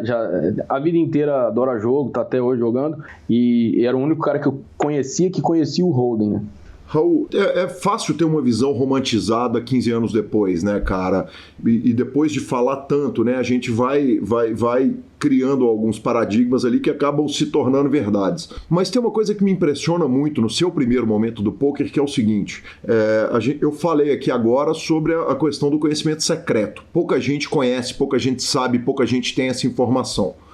O Clube do Poker, ele chega para falar o contrário, para virar e falar o seguinte, peraí, nós estamos aprendendo um troço aqui que em vez da gente calar a boca e sentar em cima do nosso conhecimento, nós vamos criar o Clube do Poker e vamos dividir esse conhecimento. Esse conhecimento que certamente o Lee Jones deve ter quase apanhado quando criou o Low Limit Hold'em. O Doyle Bronson, queriam matar o Doyle Bronson quando escreveu o Super System lá nos anos 70. Pensando no começo assim, cara, é visionário pra caralho você olhar e falar, cara, vamos dividir conhecimento em vez de acumular conhecimento sem passar ele pra frente. Você já tinha essa visão lá no começo? Cara, então, na verdade, o Clube do Poker, ele surge por dois motivos, né? Um motivo é um pouco esse lado de dar um grito, né? No sentido de, pô, tem poker, estamos aqui, né? Tem mais gente que gosta disso, tô gritando lá, tem alguém aí, né? Tipo, e o outro lado comercial mesmo, né? De ter um negócio do poker, porque o que aconteceu? A gente foi para um torneio em Aruba, eu e Christian, a gente foi para um torneio em Aruba, em 2005, acredito, por aí, e o Mike Sexton tava lá. O Mike Sexton, que até hoje tá, né? Ele tava agora nesse torneio do Rio, lá do Party Poker, né? Tava ontem no Global Poker Awards, se não me engano. Ele voltou pro Party Poker, né? Ele era do Party Poker, saiu, abriu outro site, não sei direito o que ele fez, e agora voltou pro Party Poker. Mas nessa época ele era o CEO do Party Poker, né? Ele era o cara do poker, né? Dentro do Party Poker. E aí lá em Aruba a gente conheceu ele, né? E aí Brasil era uma coisa meio surreal mesmo. Brasil, tipo, como assim? O que vocês estão fazendo aqui, né? E tal. Mas ele é na selva. Mas ele é um cara muito simpático, né? O Mike Sexton é aquele cara, né? Muito simpático. E aí a gente conversando com ele, ele falou assim, pô, por que vocês não fazem um site no Brasil? Aí, tipo, como assim? Ele falou, faz um site, um blog lá. E aí a gente, vocês, pô, ele já querendo trazer a gente pro Party Poker, né? Criar vocês viram afiliados nossos, e aí vocês fazem um site, falam sobre poker, e aí vocês botam lá afiliação, os caras abrem conta. Então, a gente com aquele negócio na cabeça, né? Tipo, falou, pô, tá aí, né? Pode ser um negócio bacana, mas também foi um pouco um tiro no escuro no sentido, será que tem alguém para ler isso aqui, né? Será que vai ter alguém abrindo o clube do poker, né? Ou o nego vai dizer, pô, tem 3 caras lá, tem 3 malucos lá naquele site lá. E aí não, né? Quando a gente faz o clube do poker, né? A gente tem uma receptividade grande, né? Na época ali, bastante gente, muito comentário nos blogs e muita coisa. Então rapidamente a gente viu que existia mais gente ali atrás daquilo. E aí realmente misturou o lado, né? Esse lado comercial de ter o negócio com o Party Poker, né? A gente queria ganhar um dinheiro com aquilo e tal, crescer o negócio. E o lado de realmente ter um contato com a comunidade que jogava, né? A gente fez vários amigos dali, conheceu muita gente e tal. Então foi uma coisa que foi calhando ali, a gente foi, por exemplo, esse lance hoje do streaming, né, do Twitch, eu acredito que a gente tenha sido o primeiro no mundo a fazer. Lá em 2006 a gente transmitiu, a gente tinha que comprar um software para transmitir, não existia nenhum desses, né? Aí você comprava um software, dava uma senha para as pessoas e o cara entrava e assistia. A gente jogou o Party Poker filmado a nossa tela, a gente jogou os torneios, eu lembro que a gente fez umas 4 vezes essa transmissão e eu cheguei 2 vezes em segundo num torneio de 109 lá, e a galera, pô, assisti aquele teu torneio, E aí é engraçado isso, que eu lembro que o Akari, você falou aí como é que são as coisas depois, né, vamos passando, eu lembro que o Akari me encontrou um dia e falou assim, porra, parada muito maneira que vocês fizeram e tal, mas cara, vocês não podem fazer aquilo de graça, entendeu? Tipo, como assim tu vai dar aquelas informações todas de como é que tu tá jogando de graça, entendeu? Uhum. E aí eu falei, pô, de repente tem sentido, né? Devia cobrar a parada, sabe? É que depois, quando passa, né, as coisas vão ficando mais fáceis pra trás, né? Mas lá, quando você tá vivendo o momento, né, são mais complicadas, né? De você você pensar o que vai virar, o que vai ser negócio, o que não vai, para onde vão andar as coisas, né? Então, tipo, isso que eu acho que eu falo do Akari, que é meu amigo, gosto muito dele, assim, mas que eu acho que ele sempre teve essa sacada um pouco de reparar que as mídias eram um caminho muito forte, entendeu? Já atacar isso sempre, ser um cara mais participativo nesse sentido, um cara que teve uma visão do negócio do poker mais rápido do que a maioria das pessoas, né? Perfeito. E aí o seguinte, criamos o Clube do Poker, tá lá bombando e o dinheiro é grátis, né, cara? A sensação é o seguinte, chega num momento que vocês estão muito à frente do field todo que tá jogando, na hora que o troço explode na TV, que eles estão mostrando, aqui no Brasil, por exemplo, mostrava no Sony Entertainment Television ali, aquele Celebrity Poker Showdown, celebridade jogando poker que não sabia pra que lado ia o baralho. Verdade. E de repente o jogo, cara, eu queria que você contasse um pouco do que é sentar e imprimir dinheiro num site onde ninguém foi alfabetizado nas artes do jogo ainda, cara. Cara, de novo eu volto, né, pra parte boa e ruim, né, da história, né? Porque como eu falei lá atrás, né, a parte boa, né, que eu aprendi fácil e não estudei. A parte boa do imprimir dinheiro é porque realmente imprimia dinheiro, ganhava com facilidade. A parte ruim foi que eu não me estruturei eu não me preparei tão bem que o jogo ia ficar difícil, porque era muito fácil. Né? Então, por exemplo, o que eu hoje me arrependo demais de não ter feito na época? Pô, uma administração de BR, por exemplo, porque eu jogava muito 30, 60, 50, 100 e a 100, 200 às vezes. Mas eu tinha condição de ganhar 100, 200, mas eu não conseguia juntar um BR para ganhar na 100, 200, né? Para jogar 100, 200, para aguentar a variância da 100, 200, que era uma mesa muito cara. Então, tipo assim, eu, por exemplo, voltando lá, vendo o Raul lá, falar, pô, cara, segura um pouco a noitada aí, segura um pouco as viagens, faz um BR maior aí, vai jogar 100, 200, tu vai ganhar muito mais dinheiro, entendeu? Porque isso não vai durar para sempre, né? Essa facilidade de ganhar. E eu acho que essa facilidade de ganhar traz um pouco um lado do cara se acomodar, entendeu? Não é geral, não posso falar por todo mundo, mas eu sei que de uma maneira assim, né, geral, você tá ganhando muito fácil, você tende a não... então, pô, peraí, deixa eu me preparar aqui e tal. Ali tá tudo dando certo, centavo, e realmente, onde eu ganhava, imprimia dinheiro com facilidade, era nos City Goals, né? Os City Goals eram caros, né? Na época eu jogava, por exemplo, eu não jogava de 100, eu jogava 200, 300, 500 e 1000, e o City Goal a turma não sabia o que estava fazendo, né? Então eu falo hoje, né? As pessoas, quem joga hoje quase o City Goal praticamente acabou, né? Por causa do software e tal, mas assim, eu tinha um ROI de 10% no City Goal, sabe? Eu tinha um ROI de 10%, numa média, um average buy-in de 350, eu tinha um ROI de 10%, é uma coisa inacreditável, né? Hoje em dia o jogador joga para ganhar, sei lá, 0,5%, 0,3%, né, para ganhar no rakeback e tal. Naquela época era possível fazer 10%. Eu não devia ser o melhor do site, mas eu era um dos melhores e eu fazia 10% de ROI, né, com volume grande, era uma coisa inacreditável. Então, como você diz, eu estou ganhando $35 por City Goal, basicamente estou imprimindo dinheiro ali na hora, né? E um valor quantas telas, Raul? Eu nunca fui um cara de muitas telas, não, tá? Mas eu ia até quatro telas, eu ia. Até porque, assim, quando eu começo a jogar, primeiro, no início mesmo, só abria uma tela. No início, né? O site só abria uma tela. Aí depois eles conseguiram botar para 4 telas. Né? Então 4 telas foi mais ou menos onde eu fiquei, 4 telas. E aí depois o Paripoker surgiu com um negócio que abria 9 telas. E aí quando o PS copiou o Paripoker, aí ele já fez uma que abria 25 telas. Aí pronto, aí explodiu o negócio e cada um jogava quantos queria, né? Mas no início, todas essas coisas foram evoluindo, né? Hoje as pessoas pegam os sites cheios de coisas, cheios de feeds e tal, mas não tinha, né? Os sites foram evoluindo também, né? Não podia abrir as telas, né? Eu lembro que no Paripoker, lá no início, quando eu comecei a jogar, tinha o City Goal de 11, né? Eu jogava o City Goal de $11. E ele abria um de cada vez, só que ele fechava tão rápido que se a tua internet estivesse lenta, você não conseguia jogar, entendeu? Até carregar a mesa, já sentava todo mundo, pum, começava. Aí você ia pro lobby, clicava lá e aí você, caraca, você não conseguia sentar, entendeu? Loucura o negócio. Caramba, cara, que loucura.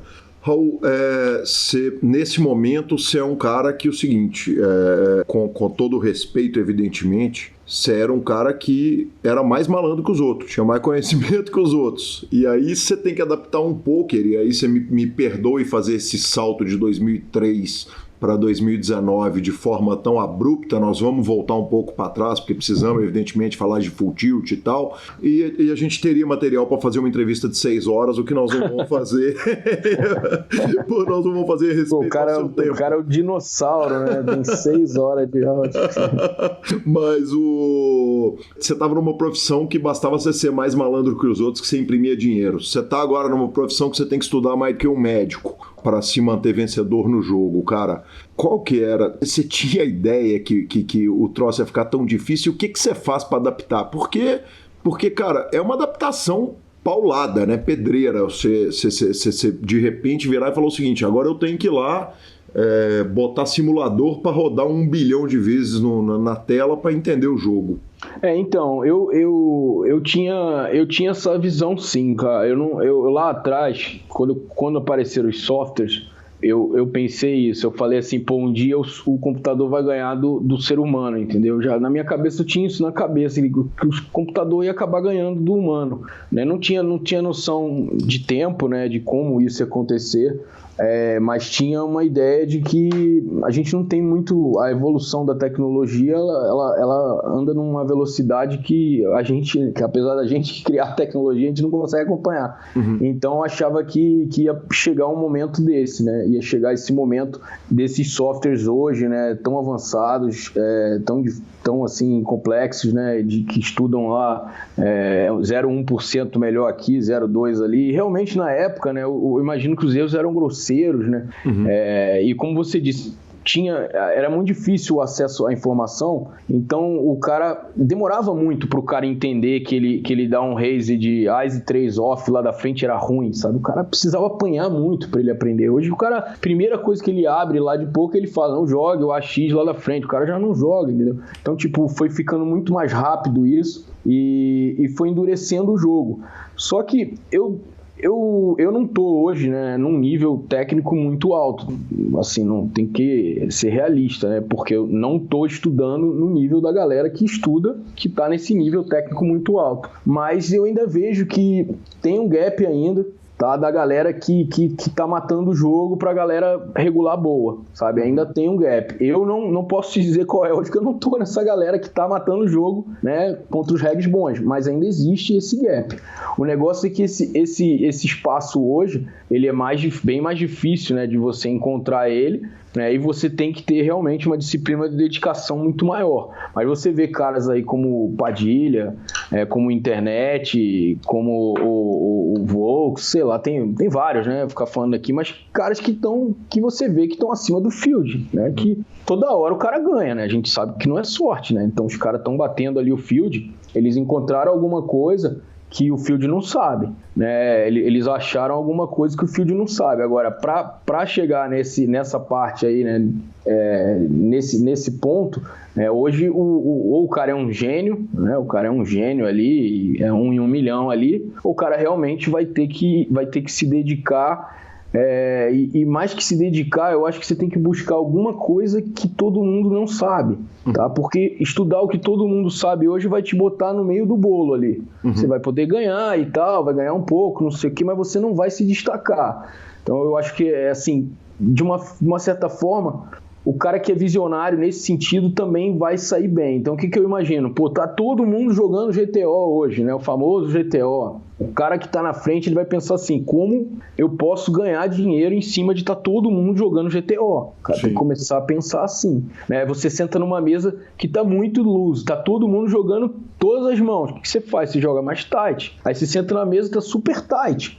Ninguém nada, você joga mais loose. Então, tipo assim, eu acho que esse sentido, né, hoje de buscar alguma coisa fora do que está todo mundo buscando, talvez seja o que traga essa diferença, né, de alguns estarem matando o jogo, mesmo numa época difícil, né, como você disse hoje, até vamos puxar aquela discussão que o Akari botou lá dos softwares, né, porque... Tá aqui, tá na pauta. Ele puxou a questão dos softwares, né. Mas hoje você falou, não é mais com médico, eu falo assim, pô, hoje é engenharia de poker, né? O poker online não é mais poker, é engenharia de poker, né? Sim. Ah, você tá fazendo o que na faculdade? Tô fazendo engenharia de poker. Sim. É uma faculdade. Hoje o cara virar profissional de poker é uma faculdade. Esse é até um lado legal do poker, porque assim, as pessoas pensam assim, vocês ficam vendendo sonhos e não sei o que, e blá blá blá, com negócio de curso. Falei, peraí, mas o cara quer ser profissional de poker e quer ganhar em 3, 6 meses, o cara quer estar matando o field em Las Vegas jogando super high roller? Pô, o cara estuda 10 anos pra ser um médico, sabe? Por que no poker o cara quer estudar 3, né? Quer estudar 6? Tu quer matar no poker, tu vai ralar, cara. Tu vai estudar pra cacete, tu vai apanhar, tu vai ter que ter controle de BR, tu vai ter que trabalhar sua parte mental, tu vai ter que entender a matemática, vai ter que, né? Quer matar no jogo, você vai ter que estar acima da turma em vários aspectos, entendeu? Então, não dá pra achar que vou ali jogar um poker ali. É o mais legal, vou ali jogar um poker, é o que eu mais incentivo, né? Mas assim, vou ali jogar um poker, quero viver disso? Não, vai ralar, né? Vai ralar. Raul, você falou, aí o cara é um gênio, o cara que se destaca, ele é um gênio. Você acha, teve uma discussão recente, se não me engano, até pelo próprio Acari, mas o Forbet repercutiu, nós repercutimos aqui. Você acha que os melhores brasileiros, o Padilha tá do nível dos caras que estão jogando Super High Rollers? Cara, eu acho que sim, cara. Eu acho que sim. Eu acho que os top players brasileiros hoje, se botar um BR na mão deles, entendeu? Eles vão bater de frente com essa turma toda lá. Minha sensação, tá? Minha sensação é que vão bater de frente, sim. Eles já estão num nível de jogo muito alto. E assim, quando calha do cara ser bom de live, né, e ter toda a técnica do online, aí realmente eu acho que o cara tá preparado para encarar esses fields mais difíceis, sim. Outra pergunta, a gente viveu um momento que o poker não era tão técnico e a genialidade era muito mais explícita, quer dizer, a gente via o Urubu construindo aqueles bankrolls enormes, inacreditáveis muito rápido, o Caio Pimenta matando fields. Quem foi o maior gênio que você viu jogar assim, que você olhava e você falava, caralho, cara, assim, dos gringos, o Dan Coleman, né, foi o que eu vi, porque eu conheço ele, né, ele tá até no Rio agora, né, ele tem a namorada dele do Rio, então ele vem muito ao Brasil, e o Dan Coleman foi um cara que, assim, é desses gênios, entendeu, porque ele é, assim, da minha escola que estudou, quase não estudou nada, né. Então, se conversar com ele, você fala, o que você estudou? Só porra nenhuma. Eu vi ele jogando os heads up de 1000 sem nada, sem software, sem porra nenhuma. E ele matava. E aí, um dia, o cara resolve jogar os torneios e ganha tudo, entendeu? Tipo, então, realmente, foi um cara que me pareceu gênio. O Isildur também, parece outro cara que é desse, de 1 em 1 milhão. Muito degenerate, né? Totalmente lock em relação à grana. Mas assim, no poker, a genialidade dele talvez, se você perguntar, fizer uma enquete, eu acho que ele ganha entre os profissionais, né, dos gênios do jogo, assim, o Isildur. E aqui no Brasil, o Caio Pimenta, cara. O Caio Pimenta foi o cara que eu vi, que eu falei, que isso que o cara tá fazendo, entendeu? Tipo, era o Ronaldinho Gaúcho ali do poker, né? O cara, você acompanhava ele e você tentava, pô, eu sou um cara que tem a visão do jogo, jogar a vida inteira, e eu ficava, cara, o que o cara tá fazendo, né? Tentando entender ali o que o cara tava fazendo. E ele matando o field ali com genialidade ali, porque você fala assim, ele não tá calculando que o CBET passa tantos por cento e blá blá, nada disso. O cara simplesmente entrava na mente dos oponentes ali e conseguia matar o jogo com a criatividade dele. Então, do Brasil, Caio Pimenta pra mim, e lá fora o Dan Coleman que eu conhecia e o Isildur aí pela história que traçou aí, né? Raul, você falou de degeneração e talento. Você falou, cara, o Isildur, que era um cara completamente lock, o Caio também, controle de bankroll não foi a maior característica dele, né? Ele deu um famoso buy-in de $100 mil. Famoso buy-in de 100k antes de todo mundo. E esse desapego à ficha, especialmente naquela época, era uma coisa que era um puta diferencial, né? O cara que não tava nem aí, que olhava a ficha e enxergava plástico em vez de enxergar dinheiro. Na sua percepção, eu tenho a impressão que isso mudou com o passar do tempo. É verdade? Mudou demais, cara, mudou demais. O poker era como a gente conversou lá atrás, assim, quando eu fui jogar poker, não tinha isso, vou ser profissional de poker, né? Deixa eu traçar minha carreira aqui. Não tinha nada, senta lá e vai jogar. E aí o que acontece? Eu comecei a ganhar ali, sei lá, em um ano eu tava ganhando $5 mil por mês. Pô, $5.000 é 15 mil reais. Vamos botar, dia de hoje ganhava 30, 40 mil reais. Você imagina, 20 e poucos anos ganhando essa grana. Aí, porra, sai da frente, né? Você noitada e viagem e vai pra lá e vai pra cá e morava no flat no Leblon. E, pô, não tinha... o que eu acho que hoje ficou claro, assim, com que veio esse lado da profissão carreira, da profissão pôquer, né? Da carreira do jogador de pôquer. Que eu acho que o jogador de pôquer, né? Dentro das carreiras, por incrível que pareça, é um dos dinheiros mais voláteis que existe, talvez só o mercado financeiro ali vai poder botar no parelho, e é a carreira que, se você quer seguir, você tem que ser mais disciplinado com o dinheiro de todas. Um médico é muito mais disciplinado com dinheiro do que um jogador de pôquer. Um advogado é muito mais disciplinado que um jogador de pôquer, mas deveria ser o contrário, né? Para você viver de pôquer, você precisa ser muito mais disciplinado com dinheiro do que o médico, do que o advogado que sabe que no fim do mês ele ganha X, Y, Z. Né? O pôquer você não sabe, não tem esse controle, então você precisa ter uma administração de BR muito maior, só que a sua vida ela corre totalmente contrária a isso.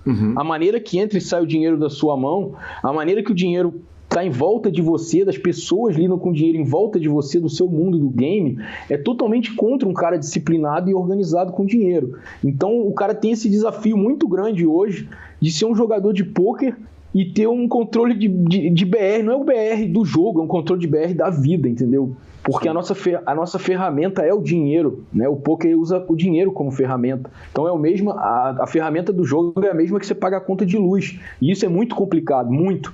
É a mesma que você paga a noitada e é a mesma que você viaja para Las Vegas. Então é um bololô ali e é muito difícil você escapar disso, né? É muito difícil. Tanto você vê que realmente tem poucos casos de sucesso em carreiras de pôquer. Quase todo mundo que se deu bem foi porque abriu um site, fez isso, fez aquilo.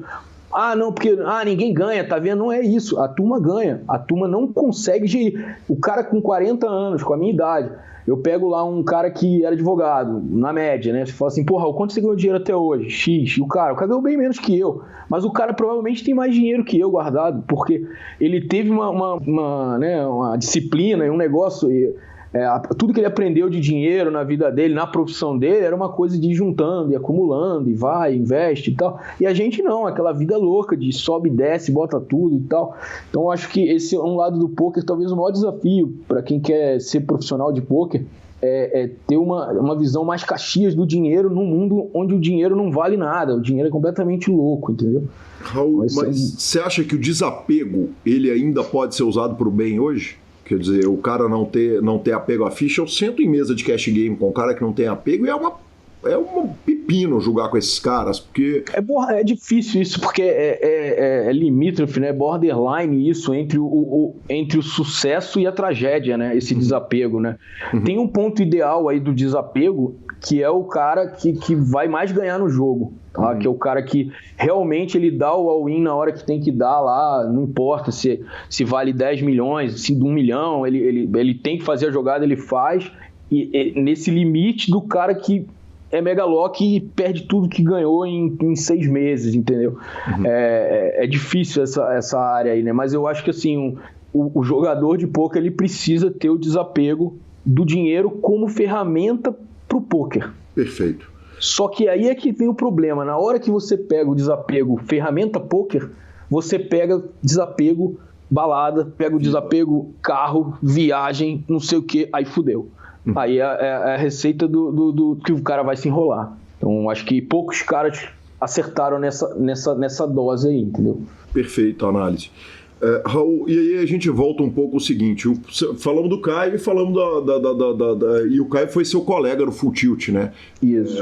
Cara, o primeiro lugar é o seguinte, eu tenho um romantismo com Full Tilt, mas não dá para esconder o problema todo e a gravidade do que eles fizeram no poker, em que quando chega Black Friday eles não têm dinheiro para pagar os jogadores, mas os caras sem dúvida nenhuma foram absolutamente inovadores, tiveram o melhor software, na minha humilde opinião, que já houve no poker, que continua imbatível até hoje. Acho que aquele software deles era meio videogame, a parada, com os bonequinhos. Ele era lindo, o software. Criaram o Fast Fold Poker, que era o Rush. E eu queria que você falasse um pouco daquele momento da carreira, porque, cara, naquele momento da briga entre o Full Tilt e o PokerStars já era maior, mas o Full Tilt era a cara do cool, do descolado e tal, e a impressão que eu tinha era o seguinte, o sonho de de 100 em 100 jogadores de pôquer era ter o bonequinho próprio, era abrir, não tem que ser o cachorrinho, não tem que ser a máquina de dinheiro, o banco 24 horas. Porra, você abriu o Full Tilt, você sentava na mesa, você era o Raul Oliveira, cacete. Eu era gordinho, o cara me fez gordinho, mas era muito maneiro mesmo aquele bonequinho. Lembro que os caras me davam uma zoada, a galera me dava uma zoada na mesa lá tá comendo muito donuts lá, aquelas rosquinhas e tal. O cara me fez gordinho. Não, mas realmente o Full Tilt, ele foi o primeiro site que ameaçou o PokerStars, né, de verdade, né, eu acho que ele tinha uma curva, né, de crescimento. Sem a Black Friday, ele tava tendendo a chegar lá, né, a chegar nos homens, né, e o Full Tilt, eu acho que, assim, o software, né, eu acho o PS muito bom, sempre achei, né? Muito bom o software. Então, eu não sei se de software eu botaria eles como o melhor, mas assim, a jogabilidade era tão boa quanto. Mas, assim, como você falou, né? De inovação, eles tinham, eram 6, 7 jogadores, né? Top players lá no conselho do site, né? Pensando aquilo 24 horas, né, ouvindo todos os jogadores e tal. Então eles tinham uma evolução nesse sentido, né, de trazer novidades para o jogo muito rápida, né. Então acredito que o Full Tilt realmente ele tem esse capítulo bem interessante na história do poker, né? Ele deu uma sacudida naquele mundo online, né? E por outro lado, os caras fizeram a merda do dinheiro, né? Lá estamos nós de novo lá no dinheiro, né? Sim. Entrando milhões e milhões nas contas dos caras, os caras falaram, porra, aqui é GG, tamo bem, e aí cagaram pra administrar, ter o dinheiro lá falar, a gente tá com a máquina de dinheiro aqui, posso pegar, viajar, comprar o apartamento que eu quero, pegar, não sei, tinha o Hal Leder lá, o Ferguson, né, eles tinham um saque, sei lá, de 30 milhões na conta de um, 40 milhões na conta do outro, quer dizer, os caras também perderam o fio da meada ali em relação à grana. Mas em relação ao site, realmente, eu acho que foi muito bom pro poker, e o Brasil acabou tendo uma relação boa, né, acho que tinha uns 6 ou 7 agora, tinha eu, o CK, o Caio, o Brasa... Mojave. Maridu foi, não? Decano, não, Maridu foi do PS. Uhum. Não sei se o Decano foi, não, Decano acho que não. Acho que o Decano foi chamado na época, mas não chegou a acertar. Tinha mais alguém, não me lembro, mas eram uns 6 lá, né, e a gente tinha o direito ao bonequinho, né, o bonequinho era realmente demais. Inclusive a gente tinha direito a uma mesa também, você podia ter uma mesa. Ah, sim, é verdade.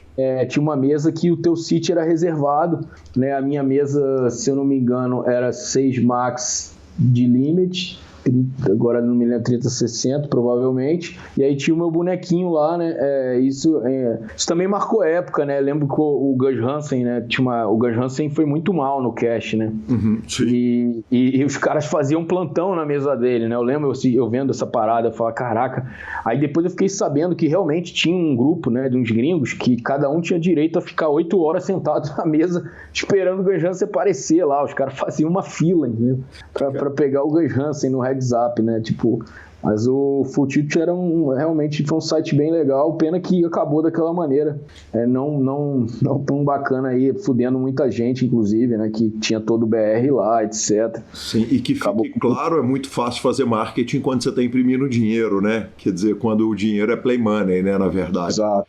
Então, essa ameaça ao PokerStars, muito dessa ameaça ao PokerStars teve o fato de que os caras não ligavam, porque em último caso botavam $1 milhão lá na conta. Exato, é só você digitar, Exatamente. É digitar um número. Raul, mas eu queria que você contasse como é que era a vida de profissional do Full Tilt, cara, porque me parece que aquele era o momento, era o momento mágico, era o momento do campeão do Main Event de 2010, Jamie Gold, quer dizer que o poker tá explodido, bombado, e de repente você é profissional do maior site do mundo, que fique claro pro ouvinte, sua mesa 30-60 é $30 o small blind, $60 o big blind na mesa limit, para que ninguém entenda que nós estamos falando de centavos. Como é que era a vida, cara? Você podia rodar torneio? Eles te deixavam, te autorizavam? Então, o deal do Full Tilt era um deal para você jogar no site, tá? Eles me pagavam por hora jogada dentro do site, entendeu? Eles pagavam por hora jogada e mais 100% de rakeback. Então a ideia deles é que você realmente jogasse no site o tempo todo. Eles eu não tinha um deal de live, não sei se alguém chegou a conseguir, não sei se o Caio tinha alguma coisa de live, de correr. Na época o Full Tilt patrocinava o BSOP, né? Então, acredito que alguém tivesse buy-in de BSOP e tal. O incentivo maior deles, as conversas, né, eram muito de ações de online, né? Eles queriam realmente que a gente levasse jogadores para o online, incentivando o jogo dentro do site. Agora, sim, não tinha nenhum impedimento que eu lembre de você jogar, correr circuitos e tal, mas eu não tinha um status de contrato, não sei se alguém tinha, onde eu conseguia botar torneios live, né? Quando o cara tem mais, vamos dizer assim, um contrato melhor no site, o cara consegue, às vezes, ali fora um salário, né? Ele consegue botar X eventos por ano, ou main event, né? O cara consegue botar alguma coisa, né, de eventos, né? Na minha parte, não, eu não tinha, mas também como eu nunca fui um jogador de torneio, né, nunca foi muito a meu foco, eu também acho que não era uma coisa que eu buscava tanto, né, essa parte de poder correr os circuitos e tal. Sempre fui um jogador que, assim, joguei muito mais online que ao vivo na minha vida, né, muito mais, assim. Nunca fui um cara de muito pra clube jogar cash, etc. Nunca fui muito dessa pegada, entendeu? Eu sempre gostei muito de jogar online. Isso é uma característica minha. Raul, tinha a parada da camiseta, né, cara? Toda vez que você entrava num torneio e era derrubado, quem derrubava o Pro do Full Tilt ganhava uma camiseta. Isso era foda. Tinha bounty também na nossa cabeça, né? Tinha uns torneios de bounty, agora você lembrou, e era impossível jogar aqueles torneios, né? Tipo, vinha a marcação do jogador era loucura, né? Tipo, você dava um raise, tomava 5 calls, né? Tipo, a galera jogava pra te derrubar de todo jeito, né? Porque tinha bounty, cara. Tinha uns torneios que o cara ganhava, torneio até $100, o cara ganhava o valor do buy-in nos torneios, né, que você jogasse. E a camiseta? Então, a camiseta eu não lembro, mas todos que eliminasse ganhava a camiseta? Eu acho que sim. Se tem gol não, mas torneio tinha aquela camiseta. Eu eliminei um Pro do Full Tilt. Entendi. Eu tô lembrado do bounty na cabeça. O bounty na cabeça era enjoado, porque todo torneio que você jogava lá, você não tinha paz, né? Você dava isso. Você tinha que ficar gigante, porque assim, toda mão que você ia, os caras queriam te derrubar, né? E a adaptação técnica disso era nojenta na época? Eu acho que assim, não tem muito jeito, você tem que jogar mais tight, né? Não tem muito pra onde correr, né? Se tá todo mundo te marcando, você não tem como jogar loose, né? Você não tem como abrir mãos marginais, etc. Você tem que jogar duro, porque por outro lado, tem uma doação de ficha grande, né? Porque o cara vai com 9-6 off lá, pagando teu tribet pra ver se ele te derruba. Aí você tá lá com o rei e dobra, entendeu? Cai o 6 do cara, o cara atola. Mas, tipo assim, por um lado, você vai ter que ter uma estratégia mais tight. Aí quando chegar numa reta final, aí realmente o bounty começa a perder o valor, né? Porque o cara tá perto de um prêmio de $10 mil, de $8 mil, o cara não vai ficar atolando por causa de $100 de bounty do cara. Mas, assim, o início do jogo, né, era bem loose mesmo. Era a turma vindo pra cima, vinha com vontade mesmo. Marcelo Lanza Maia, que entrevista, hein? Que homem, hein? Que homem. História, hein? Exatamente. Começamos falando de passado, vai ter muito mais passado, muito mais futuro, enfim. Tem coisa pra caramba pra falar, a entrevista foi legal demais. Muito obrigado, Raul Oliveira. Semana que vem tem mais. E, Lanzinha, apostas esportivas, como é que foi o final de semana, cara? Não, final de semana não mexi com nada. E se eu tivesse mexido, eu tinha tomado ferro, porque meu time tomou ferro de novo, e tá todo mundo tomando ferro. Falinhas à parte, é final de campeonato, né? Pra quem gosta de apostar em futebol, todo clássico é muito complicado, é bem perigoso, tem que analisar bem as coisas antes, e você vê que normalmente não tem isso do favorito ganhar, a não ser no Rio, que o Flamengo era muito favorito em relação ao Vasco. O Galo jogando em casa contra o Cruzeiro empatou. O Corinthians, que era levemente favorito nas stats, ganhou do São Paulo com gols 43 do segundo tempo. Então, normalmente, o que eu indico é fugir desse tipo de final de semana. Nós vamos começar com o Campeonato Brasileiro agora, temporada nova, a Europa em reta final. NBA está valendo um pouquinho mais a pena porque nós estamos nos playoffs, tem algumas barbadas com odds baixas, mas que pode procurar, mas no momento futebol é Europa. Vamos brincar na Europa porque reta final, clássica estadual, pau canta assim, ó. Inclusive, nosso presidente, o Elton Lima, presidente da Confederação Brasileira de Texas Hold'em, essa noite postou no Instagram dele: Corinthians, sua camisa é a mais pesada do mundo.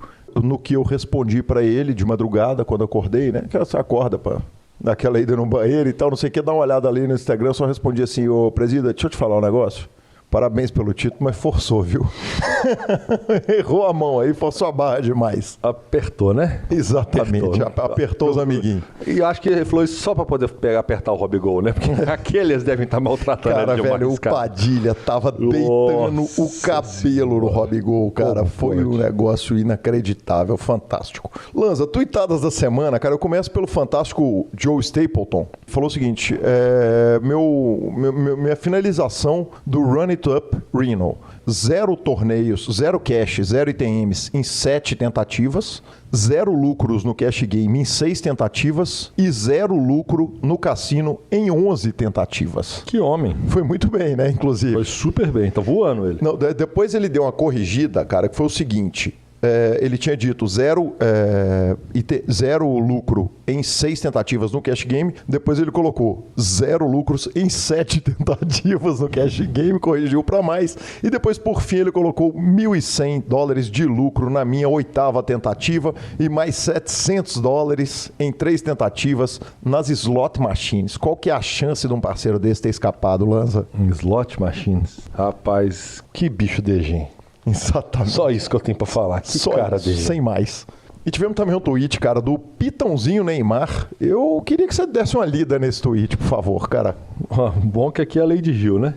O Galo se fudeu pesado, eu ganhei o balde 109. O Galo se fudeu ontem, eu ganhei o balde 530. Tô começando a achar que o Fábio Santos tá me julgando esse ano. Que ídolo. Tô começando a achar que o Fábio Santos tá me ajudando esse ano. Traduziram o que o Lanza falou, engasgando de rir. Pra quem não sabe, esse balde 530 foram nada mais, nada menos do que $100 mil de premiação. É isso. Eu falei com ele, a única coisa possível, cara. Para de achar que é o Atlético que tá fazendo isso. Obviamente, é o PokerCast que tá te citando toda semana. Exatamente. Ele já avisou que a cerveja nossa tá paga a próxima vez que ele vier a Belo Horizonte. Exatamente. Justíssimo, né? Não pode ser uma, né? Só pra constar. Exatamente, não pode. Não, e nem pode ser cerveja. Porque time que não bebe não ganha. Exatamente. Cara, vamos para nossa sessão de e-mails, falinhas, etc, etc. Cara, eu queria contar uma história aqui. Essa é uma história muito esquisita. Ouvi falar, o senhor veio falar comigo que tinha uma história. Vou tentar fazer um desenho de uma imagem, apesar do programa ser um programa só de áudio, tá? Ok.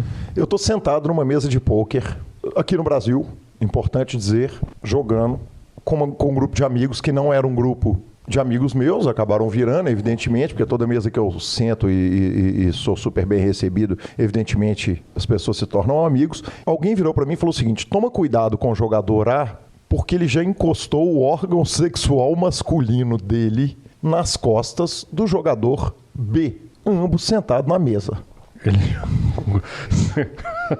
Isso. Okay. Tá. Vai lá. Tá. Ele colocou o pênis dele. Não. Você não tem que entrar em maiores detalhes. Nas costas do jogador B. Ok. Eu engoli a informação, eu era novato na mesa e falei: ok, obrigado pela informação. Bom saber, né? E jogo que segue. Enfim. O que eu faço com essa informação? O que eu faço com essa informação é jogar de costas pra parede, bem perto, né? Cara, fato é o seguinte: essa semana eu tava ouvindo o Daniel Negrano falar a respeito daquele bracelete que foi colocado de $50 mil. Um jogador chamado Tommy Franklin colocou um bracelete dele da WSOP de 99 por $50 mil no eBay. Um bom dinheiro. É um bom dinheiro. A começar que se derreter o bracelete pelo ouro mesmo e os diamantes, etc. Então, um bracelete normal, que não é de main event, ele tem ali $1.000 em material, se for vender ele num pawn shop lá nos Estados Unidos. Entendi. E você deve estar, obviamente, se perguntando, Lanza, o que carambas tem uma história a ver com a outra? Exatamente. Tô esperando. É aquele famoso seguinte: eu não vou interromper o parceiro para entender onde que ele quer chegar. Exatamente. Aí eu tô ouvindo o Daniel Negrano contar a respeito disso. O Daniel Negrano fala: cara, apesar do bracelete valer $1.000, se o cara quer vender por 50 mil, se alguém tá disposto a pagar, isso é problema dele. Ou se foi um golpe publicitário para ele poder reaparecer no circuito poker, tanto faz. Fato é que eu não gosto muito desse cara. Aí Aí o cara virou e falou assim, mas por que você não gosta desse cara? Ele falou, porque eventualmente ele encosta o pênis dele nas costas de outra pessoa. Jesus amado. Lanza, então aparentemente Então isso é temos um trend, exatamente. Isso é uma prática, assim. Temos uma prática comum. Então eu lamento ter que dividir com o nosso ouvinte essa história e ao mesmo tempo, que bom que não... Então você está querendo comparar a história porque o Daniel acontece com o Daniel Negreanu e com o senhor, é só com a Estrela. Não aconteceu nem nas costas do Daniel Negreanu que eu saiba e certamente não na minha. Entendi. Ok? Ok, tá bom. Fim da história, vamos lá. O Mantos Black Moon ficou um tempo fora do grupo, ele que instagrama o PokerCast toda semana, instagramou aquele áudio do Global Poker Awards de 10 minutos, falou, tem mini podcast só pra turma do grupo? Eu falei, uai, não é novidade.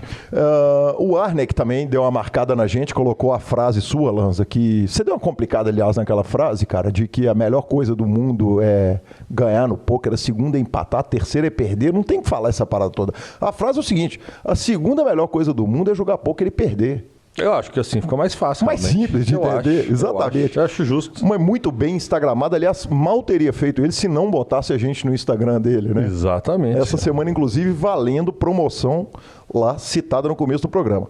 Citada para regular aquelas contas maravilhosas, o Boni, GBI e o Maurício Mosna, Dr. Maurício Mosna. Então aproveitem suas contas reguladas, senhores. E Lanza, dos comentários lá no YouTube, cara, eu dei uma olhada lá. Tinha um parceiro, o Alberto, falando o seguinte, cara, eu sou paraibano, eu queria saber o que acontece de evento aqui na Paraíba. Eu fui lá, saí ligando, descobri que tem uma turma lá de Campina Grande que faz um negócio bacana pra caramba, respondi pra ele e ao mesmo tempo eu perguntei no grupo. Falei, galera, alguém sabe o que tá rolando no Poker da Paraíba? O Alberto de dentro do grupo virou e falou, não, eu tô no grupo. Eu só te perguntei no YouTube, mas eu tô no grupo também. Eu falei, então tá bom. Então perdoa, a intenção era ajudar. Igui, e temos... Isso foi no YouTube, né? Foi YouTube, exatamente. Comentário do YouTube, exatamente. O Germano Life, que ele falou que esses podcasts dão de 10-0 em qualquer podcast internacional, senhor. Que homem, hein? Mas, em primeiro lugar, obrigado, Germano, pelo elogio. Justo. Em segundo lugar, tem razão. A verdade é o seguinte, se você pegar algum podcast do mundo que dá todas as notícias da semana, passa por tudo, interage com os ouvintes, tem um grupo no WhatsApp, tem uma entrevista semanal de 1 hora, muitas vezes de mais do que 1 hora, de fato é o seguinte, Vou pedir perdão para chutar a modéstia de lado e felizmente, né, Lanzinho, o trabalho que nós estamos fazendo em formato podcast não há por aí. Muito obrigado pelo elogio, que legal esse reconhecimento, Germano. Sensacional. Eu queria mandar também um abraço pro Túlio Braianês. Muito show, comecei pelo fim. Ele começou a ouvir o podcast número 59, senhor. Vai ter trabalho, hein? E na verdade foi o primeiro que eu tinha ouvido completo, apaixonou, já está no 4º e segue o baile. Também temos mensagens do Otinho Rolim, temos mensagens do Gezelost, do Cristatu e do Macaneiro, senhor. É disso que eu tô falando. Aí sim, professor. Obrigado a todo mundo que nos Instagrama. Essa semana, então, quem botar no Instagram, marcar a gente, marcar a turma lá do line-up e postar e mandar lá via Telegram pra gente, da turma que tiver no grupo, nós vamos então sortear 5 entradas mensais pro line-up e uma entrada trimestral pro line-up WhatsApp.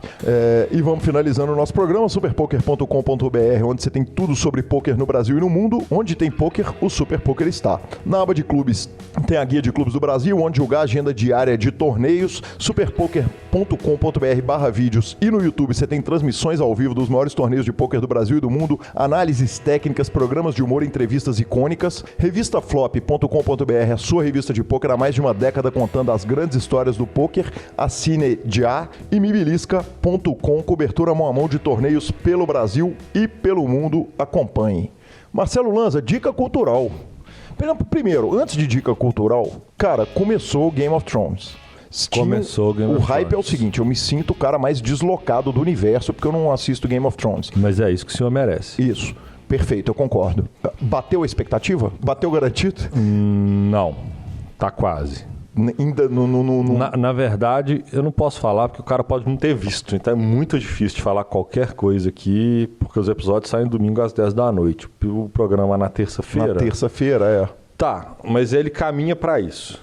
Ele caminha para bater o garantido. São só 6 episódios. Então ele preparou 2 para pregar o pé na porta em 4, essa é a expectativa. Então ele foi encaminhando o que ele precisava para sangrar, meu filho. A tendência é sangrar de agora, as próximas 4 semanas vai ser uma coisa horrorosa. Ou linda. Aí sim, vamos que vamos. Boa sorte para você. Espero que seja um belo final de temporada. Espero que o cara não dê aquele final de Lost, né? O famoso final de Lost. Tomara que não, que tem risco, né? Porque o escritor original da série não participou dessa temporada. Há boatos que ele tá quietinho, sentado na casa dele, esperando o final que os caras vão dar. E se for ruim, ele vai lá e escreve o livro ao contrário. Que homem. Que provavelmente vai acontecer. Que homem. E sua dica cultural? Minha dica cultural não poderia ser diferente. O filme mais aguardado de todos os tempos do mundo Marvel, do mundo nerd, estreia amanhã. É Os Vingadores? Os Vingadores, The End, o último de todos. 10 anos de trabalho feito para terminar no último filme. A pré-estreia é amanhã, 00:01. Eu demorei 1 minuto e 32 segundos para abrir o site, logo eu não consegui comprar para a estreia. Comprei para a primeira sessão na parte da tarde, no final da tarde de amanhã. Hoje é terça, amanhã à tarde eu vou ver. Na pré-venda, ele vendeu mais do que o primeiro final de semana do filme no mundo. Então ele caminha para ser a maior bilheteria da história do cinema. Com folga, assim. Ele caminha em passos muito largos para isso. E a nossa expectativa é só que ele seja tão foda como todo mundo espera que ele possa ser. Tomara, cara. É muito filme, muita trama. Eles conseguiram fazer na parte 1, que é dar espaço para todo mundo, contar todas as histórias, colocar todos os movimentos, encaixar todo mundo no mesmo. É muita gente para colocar num filme só. E, cara, se eles conseguirem fazer 70% que a gente está esperando, vai ser uma coisa de chorar no cinema. Eu fui liberado de ir no filme. Você foi liberado? Fui. Eu fui liberado de ir, fui informado que não querem mais minha companhia, depois que eu falei que ia ser um grande sacrifício sentar 4 horas na frente da tela. Então tô liberado de assistir o filme.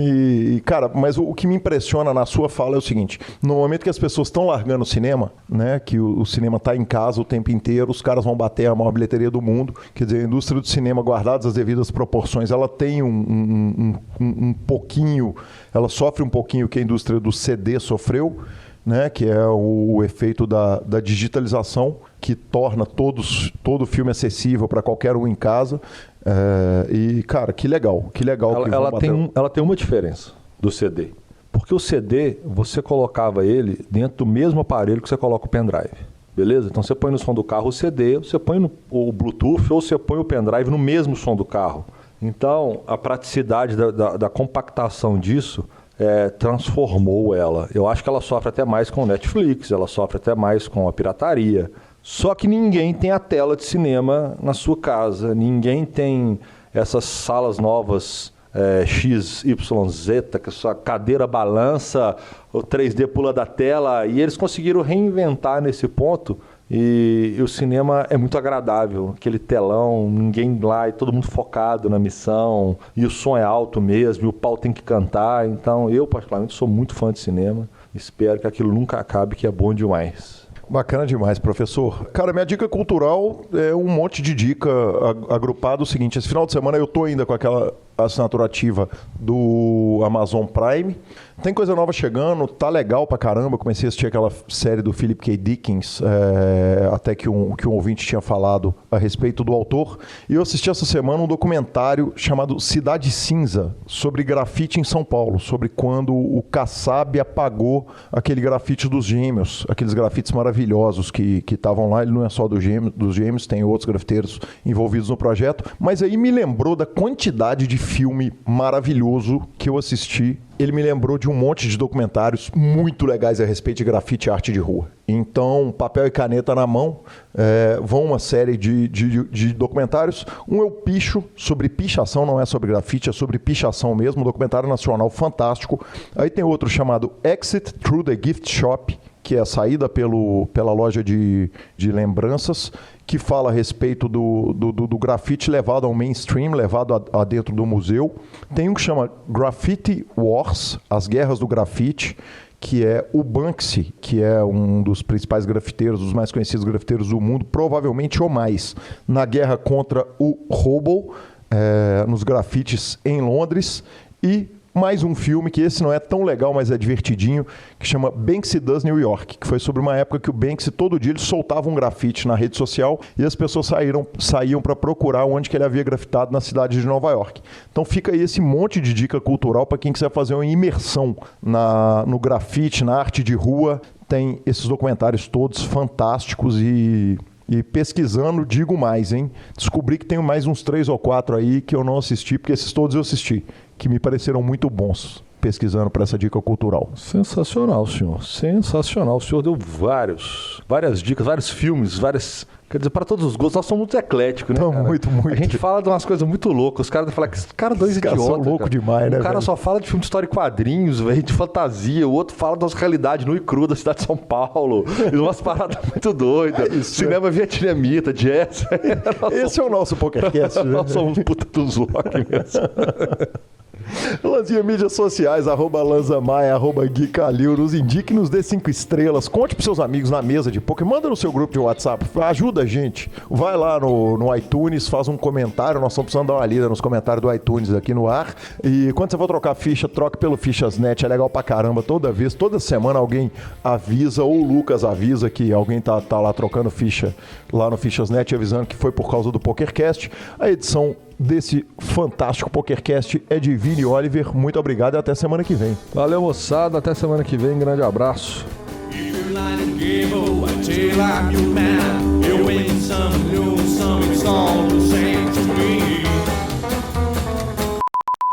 Pausa de suspense. Só para dar a informação certinho, impecável, né? Aquele certinho. Aquele certinho.